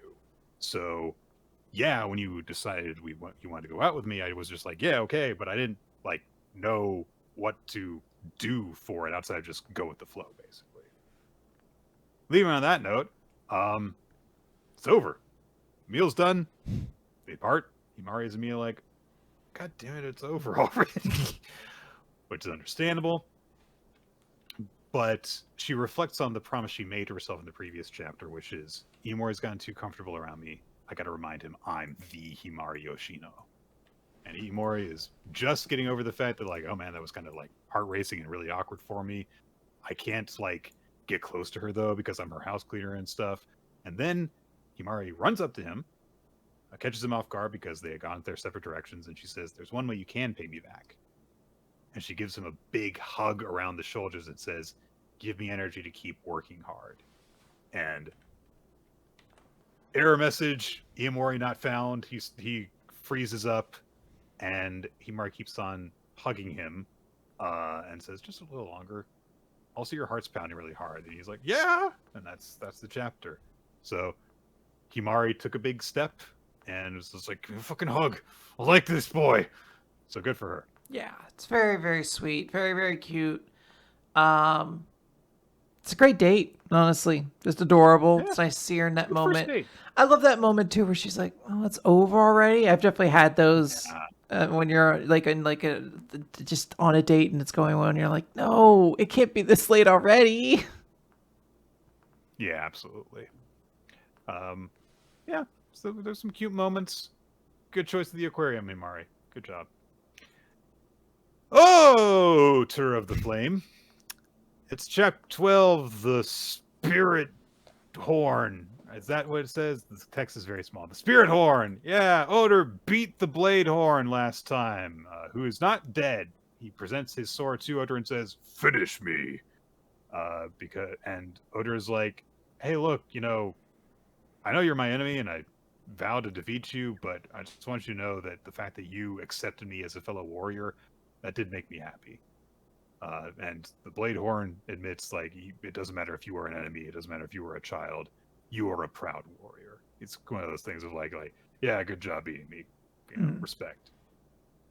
Anyway, the ice in the cavern around them breaks, a huge hole in it appears, and a weird gremlin-looking feminine person, I believe they are female, and a huge golem appear. A thing. It's it's a boss in a JRPG. I just don't know which one. The Blade Horn says, "What are you doing here, Spirit Horn Colerio?"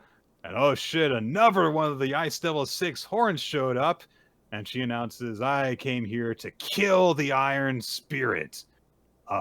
There's a very quick lore dump that is done here too. It's like, yeah, the other spirits around the world are going to awaken if we don't move fast. Our goal as the 6 horns is to prevent that.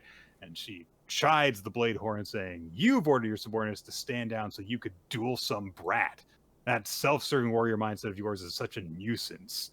And she's like, "We even planned a diversion to keep fucking 610 away from this place, and you just fucked everything up." Oter starts to object. Of course, he's still tired from the fight he's just had. So Calera orders Mokkel, the golem thing, to attack him. It bats Oter into the wall, and then keeps on going after him. Etopirco goes after it and uses her ice skates to chop the thing's tentacle arms off, but they immediately start regenerating and healing back into itself. So Calera's like, "Okay, those skates are annoying, but they're kids' toys," and she declares a soul curse, dark standard, on Etopirco, which leaves her blind and deaf. All she can see is darkness. And then the monster Mokkel's arms, or extra arms, I guess, tie her up and bind with her arms and legs. So people aren't doing so well all of a sudden. Calera turns her attention to the Iron Spirit and is like, "Gonna kill you now." But then Mokkel observes that the Flame Spirit is within Oter. And so she's like, "Oh, okay," grabs Oter by the hair and realizes this is dangerous, and just puts her hands on Oter's neck and starts to just strangle him. She doesn't get very far before a pickaxe is buried in her back. One of the random dwarves shows up. Such a cool, understated moment to pickaxe someone in the back. Truly, I feel like I don't get to see pickaxes actually get to hit their targets enough. It's very satisfying when you do. It goes all the way through her and comes out the other side, because she's a pretty rail-thin person. But she is basically unharmed by it, rips the pickaxe out of herself, and then just jams it into the guy who attacked her. And then she starts mocking the Blade Horn, saying like, "Hey, check it out. This kid who defeated you, I'm about to kill them. Fuck you."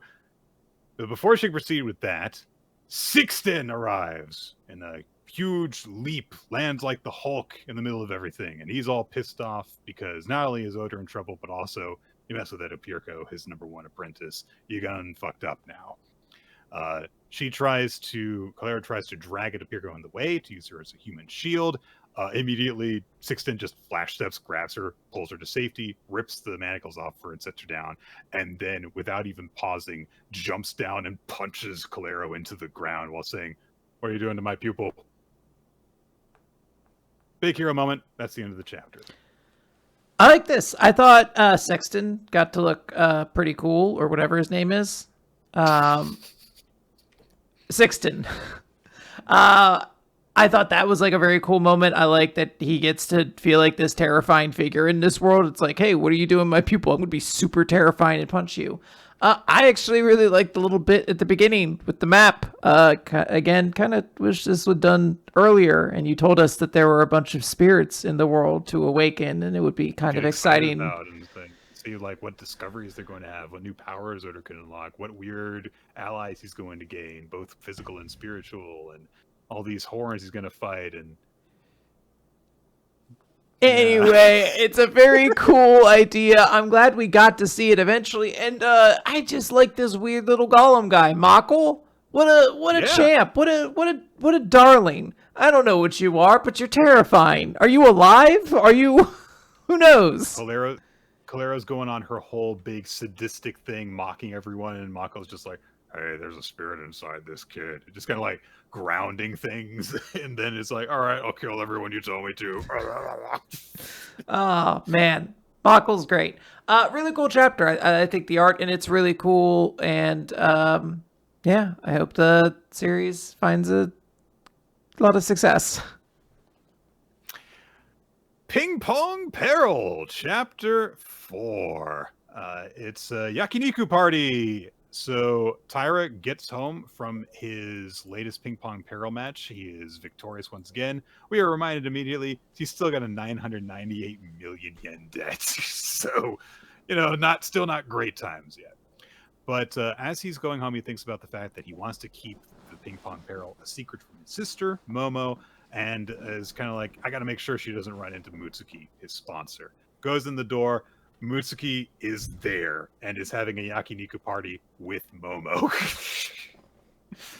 So, Tyra, before he can think to object to all this, he's offered some, fucking high quality beef, and they're very poor. He doesn't get to have this quality meal very often, so he's like, yep, I'm gonna take this invitation and eat. Sure.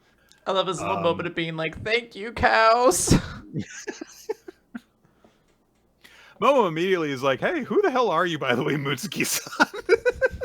Because you showed up during that confrontation with our debt collector, and now you're bringing us meat. What's your deal? I don't really think you're a normal person. And Tyra starts gesturing across the table in full view of everyone's like, don't tell her about Ping-Pong Peril, don't tell her. And Mutsuki doesn't outright bring it up, but she does say, I'm the CEO of a company. Which is not going to arouse suspicion at all in any regard. She does kind of basically Bruce Wayne and Batman Beyond it by saying, like, I'm employing him for me, and that's where you're getting some money from, because I'm rich. And says all that, and also says, I'm going to make sure that Tyra makes a bunch of money so that you don't have to worry about your debt anymore. And Tyra has to be like, yeah, and Mutsuki's just a great person, and you don't have to worry about any of the details, Momo. Don't ask about it. Just you focus on doing what you want to do with your life. Because we are told that in addition to just all the usual stuff that goes along with, being massively in debt, that Momo has a dream of her own, which is to study cooking. And she can't go to fucking school for that while they're in debt. So that's one of the many reasons that Tyra is so under pressure to try and make sure that they are financially well off so that she can pursue her own dream. And she very sincerely thanks Mutsuki for presenting them with this opportunity. Momo clears the table, and while she's away, Mutsuki and Tyra have a hushed conversation, and Tyra's like, thanks for not telling her about everything. He explains that he doesn't want Momo to know about Ping-Pong Peril, because otherwise she might be worried about him and will not pursue her own dream because of that worry. I like this little added development because before the sort of like danger stakes was like, I hope our lead sister isn't sold into human trafficking again. And I appreciate that now it's like, oh, I don't want her to abandon her cooking dream. It's a lot easier to have as like the stakes between matches. That is all going on. Momo does not hear the details of this, but she does think to herself, like, it seems, Tyra's gotten kind of close to that strange woman. Oh, well, she doesn't seem like a bad person. And Mutsuki has kind of like got a good beat on both of them, as she thinks to herself, I don't think Momo's that dumb that he's going to be able to hide Ping-Pong Peril from her. And sure enough, Momo is privately thinking to herself, like, they're not letting me on the details of this. Tyra's got to be doing something dangerous to be making that amount of money. She's not a fool. Yeah. On the day that they met Mutsuki, as in the first day that Tyra had his Ping-Pong Peril, he showed up and he was kind of beat up from all the fireballs and stuff that were flying around. And she was worried about it then, but she also realized that Mutsuki must have done them a favor of some kind. So she can only really hope that things are okay. But all of a sudden, while she's thinking about all that stuff, Tyra and Mutsuki come in, and Tyra says, like, yeah, Mutsuki said that we should go to the public bath because we smell like meat now. So they go to a public bath, and Mutsuki surreptitiously gives something to the girl at the front, who smiles and then grins to herself evilly. What could this mean? And immediately I was like, oh no. they're going to do a ping-pong peril in the bathhouse, aren't they? And yes, so Tyra goes into the bathhouse. The girls go into the other side. Immediately, boob envy joke.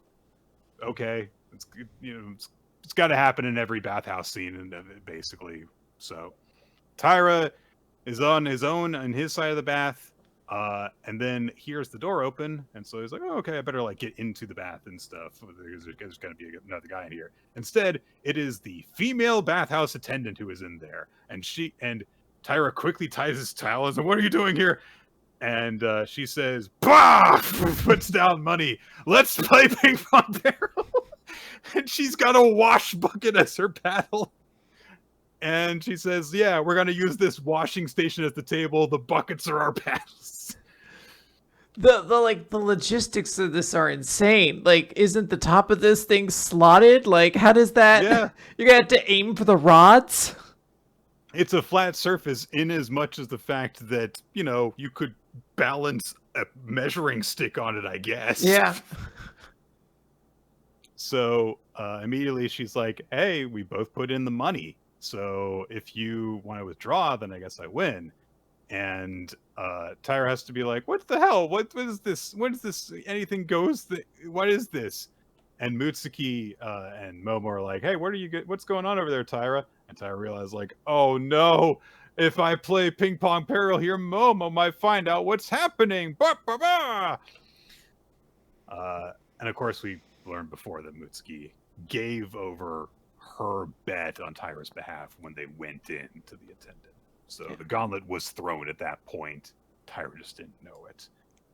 Yep. And so we end the chapter with Tyra saying, like, "Oh, there's a bamboo fountain in here. That's what's making the noise. Yeah." And that's that. This chapter is very funny. I like this chapter a lot. I love that Momo got some like real development. This could have just been the sister character forever, and I'm sure she still is right now. But I wasn't expecting her to be like a character in this story, so I'm actually kind of happy for that. And I thought it was funny. I don't know. I think it is very silly. Like, yeah, we're gonna play this ping pong game on a slotted towel rack and using buckets, basically. Like, yeah, sure, why not? Absolutely. Yeah, I quite enjoyed this. I liked that the emotional stuff that we got in the first half. When we started going to the bathhouse, I was immediately like a little bit antsy, like, this is a bit of a weird thing that we're just going to transition into fan service or something like that. And then it turns out, actually, it's a setup for the next Ping Pong Peril. And immediately I was like, all right, I'm fine. On board with this, because it also was an immediate follow through from the fears that Tyra had established in the first half of the chapter. Like, oh shit, his sister might find out. And I'm interested to see if he keeps a secret or if he doesn't. Like that you could go into both two potentially very entertaining directions. Yeah. Okay, Ultimate Exorcist Kiyoshi. It's just me. It's just a marathon. I gotta do it. I can do it. Chapter 34, Kiyoshi's partner. Who is this woman who has saved Kiyoshi? It's Akari. Or as she introduces herself, I'm Akari's partner. And Astaroth is like, what the hell? You're his partner? What? Yeah. And Kiyoshi. Nick, how long do we put up with this? What? With Astaroth being like, "No, you're my boyfriend and also my enemy. I want to have sex with you by fighting you." I can't tell if I like Astaroth or if I hate him. Like, I truly, I don't know what he's like interacting with a normal human being. Kiyoshi just stands there and says nothing. So I don't know. Is he too campy? Is he not campy enough? Yeah, I mean, like, Akari's interactions with him at least are like more in character for her than they are for Kiyoshi. Akari does manage to get an attack off that at least momentarily stuns Astaroth, but he's just kind of like, "Wait, what the hell? What is this? Wait a minute. Why am I so upset about you declaring yourself his partner? I thought that I was all over him. Why am I worked up and jealous of this girl?" So Akari's like, "Okay, I've got a chance to go and heal Kiyoshi now. I'm just going to stop listening to this guy." And she starts doing that. She starts trying to heal him with an exorcism technique that Kiyoshi has never seen her use before. He starts apologizing on the fact that she has to put herself in danger in order to help him. And Akari says, like, "Stop talking like that. We're going to win this together. You are not alone. lean on us too. And Kiyoshi realizes again that he's forgotten the people around him, and he reflects on all the people that are working with him in this fight. And Akari says, yeah, let's win this fight, and then we'll all...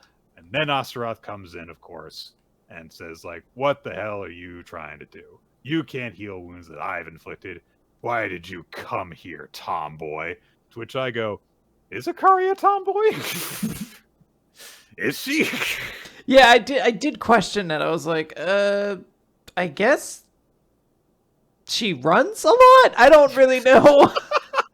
Like, I'm like, she's wearing a skirt. Like, even like usually like the trademark thing you would go to. I don't know.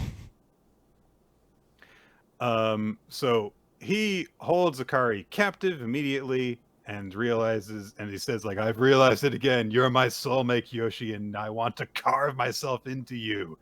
And he starts, you know, like making threats towards Akari, grabbing different parts of her face, saying that, you know, he's going to, you know, torture her. And he says, let me carve fear into you, the trauma that is me, a mark that will never fade. And even despite that, Kiyoshi is still struggling to move. He's too beat the fuck up, even after the healing that Akari attempted. Astaroth summons demon grenades around Akari. Traditional demonic grenades, of course. It is a very confusing moment. I'm like, can he just make these? Is this part of his powers? Kiyoshi has one last moment of remembering Akari saying, like, let's all go to the hot spring together again. And then Astaroth blows up the grenades around her. But there's such a huge explosion that there's smoke that goes everywhere. And Astaroth is like, oh man, did I even blast Kiyoshi away too? Where are you? And of course, Kiyoshi shielded Akari, got her to safety, and the 777 on his back is glowing and pulsating and energy going everywhere. And Astaroth goes like, of course, I forgot. Kiyoshi Hirai's strength, the source of it is his powerful determination to protect. If I crush Kiyoshi like this, I'm sure it'll push me right over the edge. He's talking about orgasm. He is talking about orgasm right now. There are so few ways left to slice this that don't involve that. Kiyoshi, one more time, takes a deep breath. And he says, I'm okay now. You can leave the rest to me. And all of his tattoos are glowing and stuff. And Akari is super confident in her partner that he's going to win this time. As Astaroth says, I knew we were meant to be. This time it's truly the finale. You promise? Do you promise that? You can't take it back if you say it this time. I didn't hate this chapter. I think if I were to like take it in a vacuum, it's honestly it's fine. Like it's nothing new, but you know, sometimes it's still kind of cool to see like the art and the way it draws it and everything like that. But that's it. I have no affection left for this series. Like even as all the stuff with Akari's going on at the forefront, I'm just like, I just don't buy any of this is going to matter in the long run. It's a shame. Like I'm right there with you that if we had had a good interaction and fight between Astaroth and Kiyoshi up to this point, then yes, this would have probably been a perfectly suitable chapter, and we would have probably been excited to see what happens next. But it really does feel like Kiyoshi has lost all of his defining characteristics immediately prior to this. He started feeling a little bit more like Kiyoshi in this, you know, reflecting on his friends and taking the deep breath like he learned to do early on and stuff. But, you know, I understand if he was in a dire situation and he started acting out of character, but he was acting that way the whole fight. So it's a shame. Maybe we'll get a better story arc after this one. Maybe we'll see. Who knows? Anyway, speaking of promising story arcs, there is ultimately no marriage toxin this week. Right. It is just a bunch of color pages, basically. But it is in our heart always, and I wanted to give you a moment to catch your breath. Also in our heart always. New Exorcist, Chapter 108, all together, featuring a color page of Gakro and everyone's favorite new character, Yozora. Showing way too much panty. God damn it. Some would say any is too much. I don't. New Exorcist color pages always decisions, and yeah, I'm glad we got one here. Cool to know. In a week that featured that 2-page spread. Why is Hima-Ten, Gakuro's hair blonde? Maybe that's just the form that he takes in this armor form. Doesn't he have green hair? Does he have Super Saiyan hair? Maybe that's how you distinguish between all of his identical armor and sword forms, Quinn, is he has different hair colors for the transformations. God. All right, fair enough. But they're all light colored, so that they're very easy to distinguish in manga. So when he's in this form, it's yellow. When he's in this form, it's light yellow. When he's in this form, it's more of an amber. When he's in this form, it's more of an orange yellow. Just all, not even just all light colors, all shades of yellow. Oh man, yes. Somehow in a week that included that 2-page spread from Hima-Ten, this is the color page with the most upsetting panty shot. So good job, New Exorcist. Anyway, it's the fight against Suzaku. Everyone scatters in order to, confront her by like dividing up and just drawing her attention to different places. Nue says that actually this hotel is great for surprise attacks. She says it is a battlefield designed for surprise attacks. It is a hotel. I hope it wasn't designed for that purpose. What a bad hotel. This is a great place for people to fight each other. God damn it. Everybody was commenting, like, I thought of it. My boyfriend mentioned it. I saw people in the chat. Everyone was pointing out, like, why did you teleport? Like, why did the villain teleport you into a more advantageous situation? And that seems like a bad plan on her part. But you're also right. Why is your hotel super good for sneak attacks? Like, what the fuck? So, also, Nue can communicate to everyone telepathically, which I'm sure has come up before. I just don't remember it. Anyway, she's gonna do that. So there's a weird moment where Suo is meant to draw Suzuki's attention because she's the speedster, so she's the bait, and we are told she's not good at taunting people. Her taunt was "nya, come and get me," while spanking her own butt at her. I don't know. I feel like that's a good enough taunt if the person's trying to kill you anyway. It worked for Sonic the Hedgehog, okay? Yes. He's done that in like every cartoon show and movie. All right, just let him have it.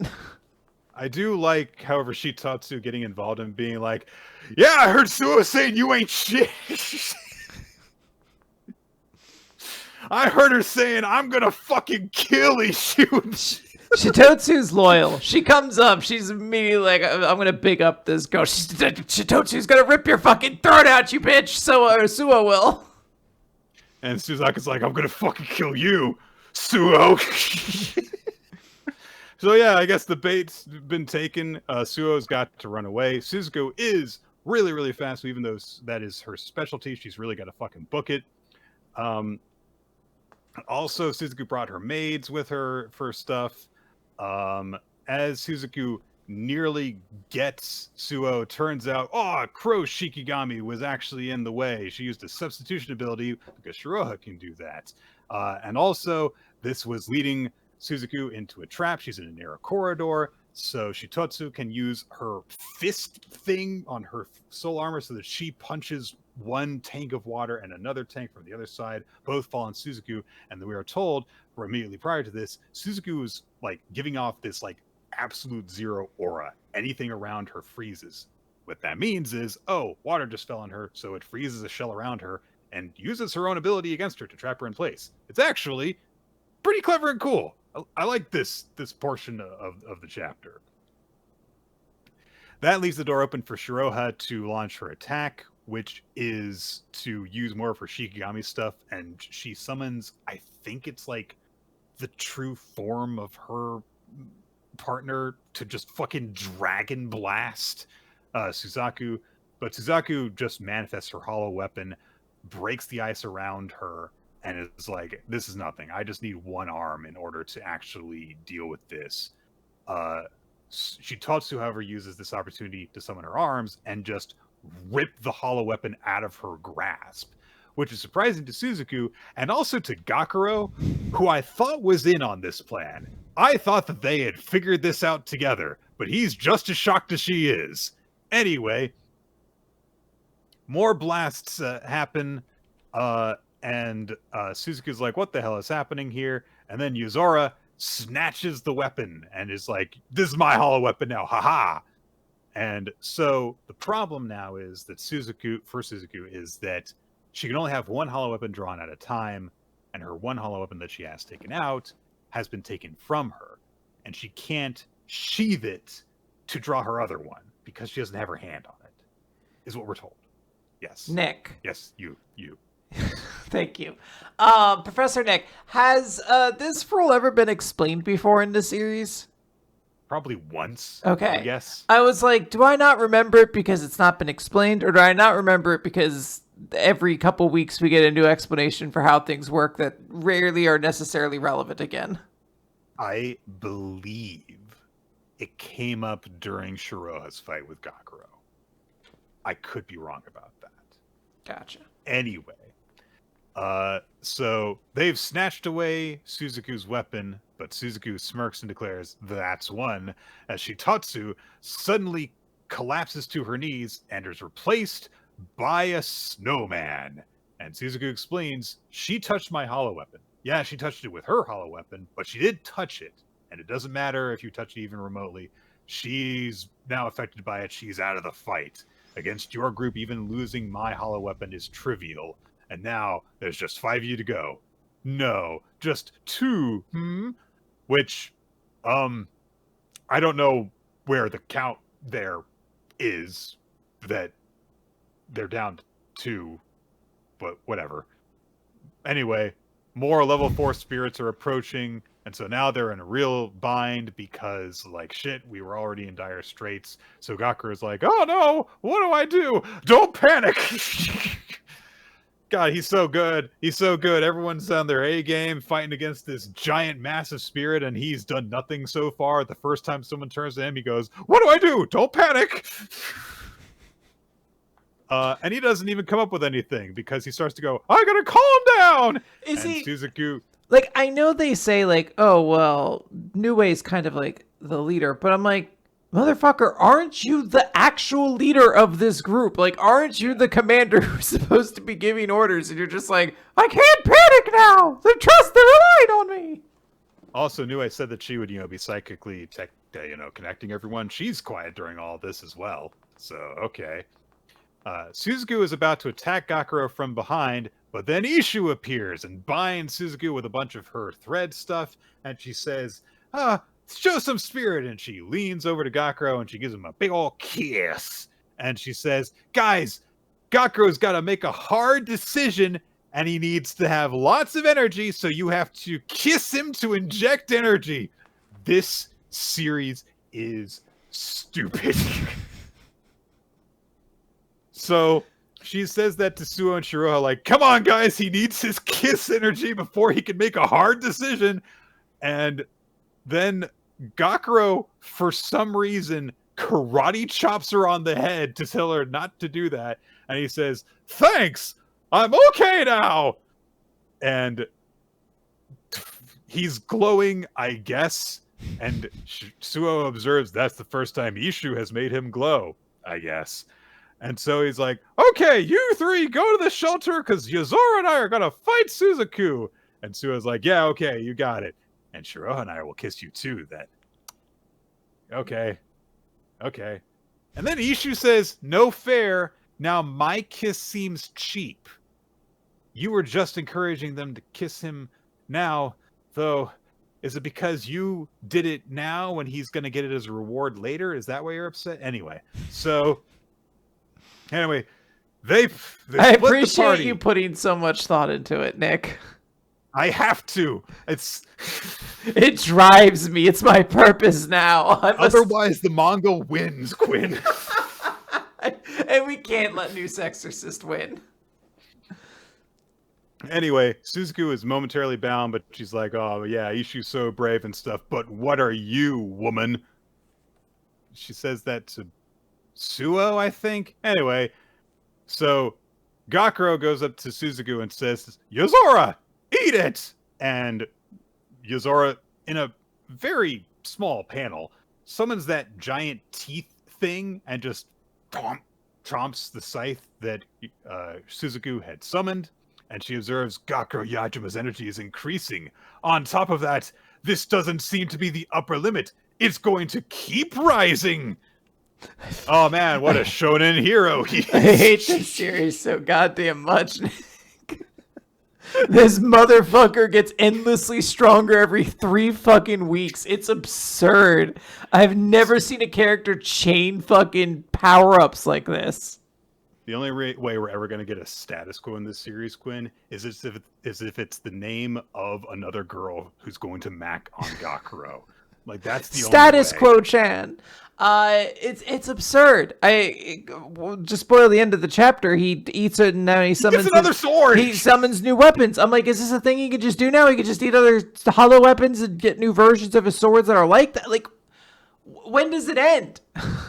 He hasn't had to fight really anybody strong since that level 4 one back in the training camp. Like, he fought that one dude, but like, I guess he fought Rindo as well, or whatever his name was. It just seems crazy how many power-ups he gets.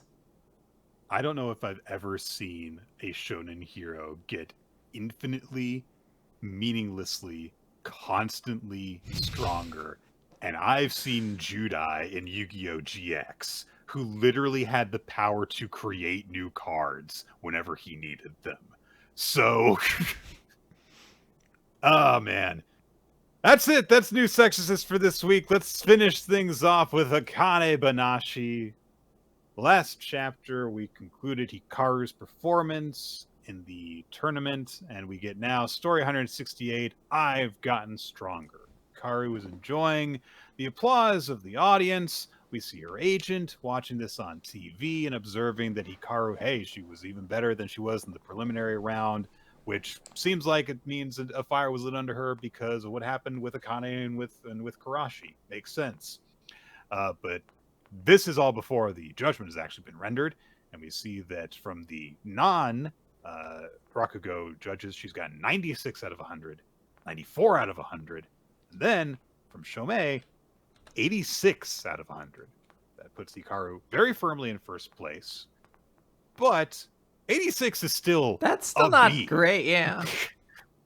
So Shomei gets on the microphone and says, yeah, by the end of the story, you had turned Okiku into an idol-like character, which I found shallow.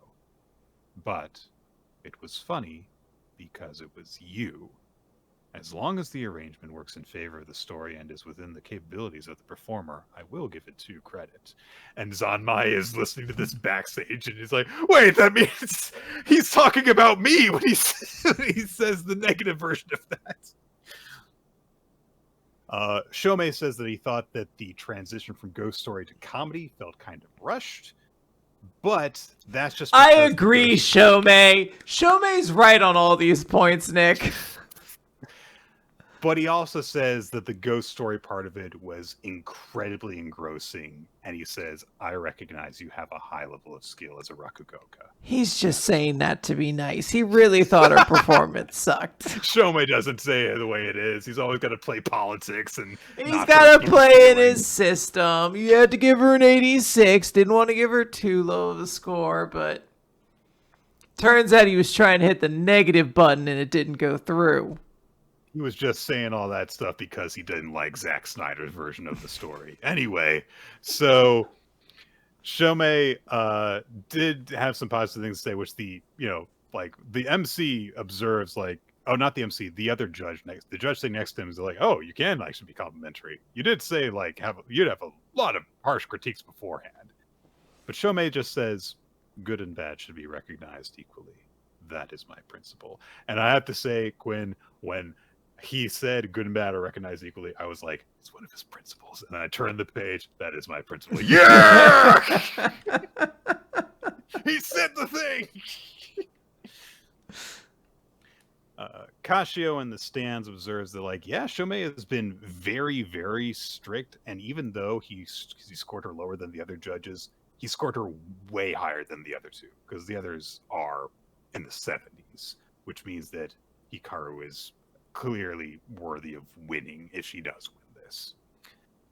Hikaru gets off stage, and she thinks on the judgment that Shomei gave her, and thinks to herself that back when she was starting in Rakugo, when she was getting judged by Isho Arakawa, I would have killed for that kind of honor back then. It feels great, but at the same time, I don't feel joy flooding through me the same way it did back then. I'm no longer clinging to the approval of others. I've learned how to believe in myself. I think I've gotten stronger. And as she continues backstage, she comes across Akane, who is still in her mumbling freak out that she's doing as she is trying to engross herself in Rakugo. And she stares down at Akane, who does briefly look up at her. And Hikaru thinks, meeting you made me stronger. I left everything I have out on the stage. Now it's your turn. Show me how determined you are to win, shackles and all. And then she passes by Karashi, pauses to glance at him and thinks, show me if you can walk the walk. And of course, Karashi is up next. We knew that going into this. People are still kind of reacting to this, the fact that, they're really riled up after Hikaru's performance, and even, the fact that Shomei did offer her some actual compliments of like the previous two. And now one of the judges thinks, I'm sure that, Karashi is thinking about something. And Karashi's friend / agent says, you're having the time of your life, aren't you? Says that directly to Karashi and says, like, yeah, you've always liked playing on hard mode, right? And Karashi is like, stop acting like you know me when you do. Fuck you, basically. But he admits that the bar has been raised since yesterday. But he says, that's all. The outcome will be the same. Today, like all days, I'm gonna win. Sorry, I'm gonna win. He probably should have the Waluigi voice to a certain extent. I'm gonna win. Let me tell you a story. Yeah, and then Waluigi showed up and everything was better. Honestly, Waluigi Rakugo is not sounding so bad. I feel like he'd have interesting stories to tell. Man, what a great card we've got for this Rakugo show. We've got Hambone Jackson, we've got Waluigi, We just need one more wacky Rakugo, and we could have a whole roundup. Now, does Hambone Jackson open or close? Oh, that's the question. Oof. I think it's going to depend. We'll see how the nostalgia bait. The third member is. Yeah, we'll see how the nostalgia is holding up by that point. Right. Yeah, so we get a reminder of like just how Karashi is like he's a pot stirrer, he's the problem child, and of course that does beg the question: how the hell is Shomei going to react to this? Because Karashi deliberately fucks things up when he is performing Rakugo. That's his specialty. But we'll see if that renders positive judgment or not. Yes, we will. I'm excited. I really want to see what Karashi is going to do. I do hope in the future. I know right now we're in like the dramatic showdown point, but I would love more meaningful interactions and our characters just kind of staring at one another as they like walk by. But I presume we're going to get that like actual interaction between characters once we get to the end of the arc. Yeah, that's all, and that's going to do it for our discussion this week. No One Piece, a lot of irregular series not in this week. So, of the 10 chapters we had, Quinn, what was your favorite? I think Ichi the Witch, even with a bunch of other series, probably would still get it for me. I really enjoyed the chapter. I love Togais and Descaros. I love their interactions. I loved how funny it was. I love the expressions Ichi is making at various points. I love the cunty boots are showing back up again. Like, I don't know. It's just like a fun world. Every like page makes me like smile in some way. Mm-hmm. Chainsaw Man. It's USA. No. The exact opposite of that. It didn't make me feel good, I'll tell you that much. But yeah, I gotta go with it. Very fair. My MVP is going to be Descarus. She's Okay. so funny. Every single time that she showed up, right up until I felt emotional instead. All the expressions that she had in this, even when she wasn't there, when the stand with her merch showed up, all great stuff. Yeah. I'm going to give mine to, I believe Momo, was it, from Ping-Pong Peril. I really like the sister. I'm glad she's actually like getting real development. It feels like she might be at least some element to this cast. It's just, I don't know, it's nice to also see someone besides our lead get a little exploration. So enjoyed her a lot. The audience, by the way, agreed with Ichi the Witch as chapter of the week, and then Evil Eye from Dandadan won character of the week. Man, makes a lot of sense. It's crazy how we can just select a character whose main contribution to a chapter is getting punched in the balls over and over again. I was gonna say he doesn't really land a bunch of shots either. He saves Seiko and then gets punched in the dick for like 4 straight pages, and they're like, "You gotta give it to him." Everyone's like, "That's my hero. That's my boy. Give him his award." Then again, if we got a chapter of Boruto where Code were constantly getting punched in the balls, we'd be like, "That's our boy." He showed up and George is like mid uppercut right to his balls, just nails him. I'm like, this is perfect. And then he leaves afterwards. He's like, "Oh, my nuts," and then like hides through a little fucking strip. I'm all for it. I'm like, this is exactly what Coach should do now. This fully says, my nuts Ruto disappears through a claw mark.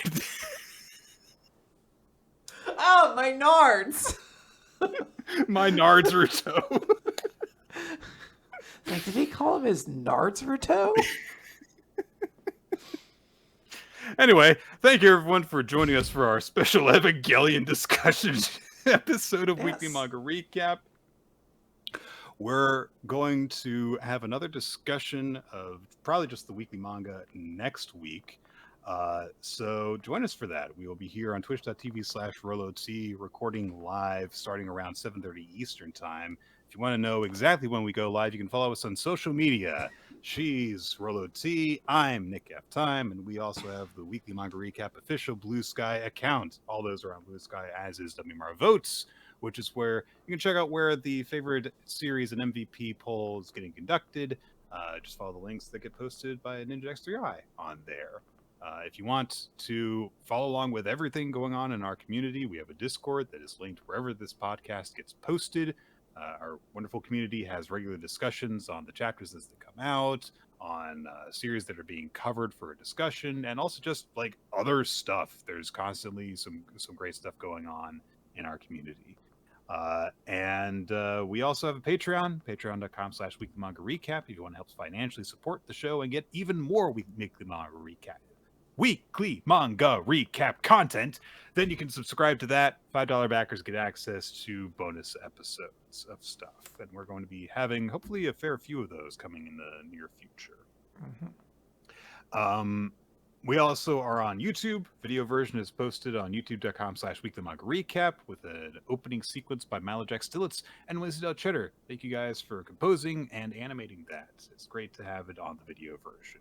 They also occasionally have title cards on those videos by Steve Mann, whose artwork you can check out all across the internet just by searching for Steve Mann Art. Audio version is on weeklymangarecap.podbean.com, on iTunes, on Spotify, if you've got a preferred means of podcast consumption in that regard. And I think that's going to do it. So I will go ahead and say what the recommendation. I was going to say, we're ready for a new recommendation. I'm excited. Yeah. Is this one as famous and with enough as equal status to Neon Genesis Evangelion? I feel like the portion of that from all the stuff we get recommended is so tiny. Okay. So no. If I were throwing a dart, then I would have a very small chance of hitting it. No, we are going to be covering Absolute Boyfriend. You guys like television dramas with hot men in them? There's 3 adaptations of this series that are all feature gorgeous men being flirting with a girl. Yeah, it's a manga that's 6 volumes long, so won't take us hopefully quite as long as it took us to get through Evangelion, as we're making our way towards September. Oh no. Nothing bad happens in September, at least, though. No. Nothing sadistic, certainly. No. So that's going to be the next time we have a manga discussion. Thank you guys for joining us. You have any thoughts, Quinn, on like anything in general? Now, I always forget, when it's sadistic, does that mean we like the pain or they like the pain? So if it's our pain involved, then it's everyone else. Okay. So we're the masochists. Yes. Okay. If you enjoy the experience, then you're also masochistic. Gotcha. Quinn, stop thinking about this. Otherwise, we're going to end up with Masochist May, and I can't do this twice a year, okay? I just think we haven't read enough Heroes' work. Like, there's so much more we could be reading. Bye, everybody.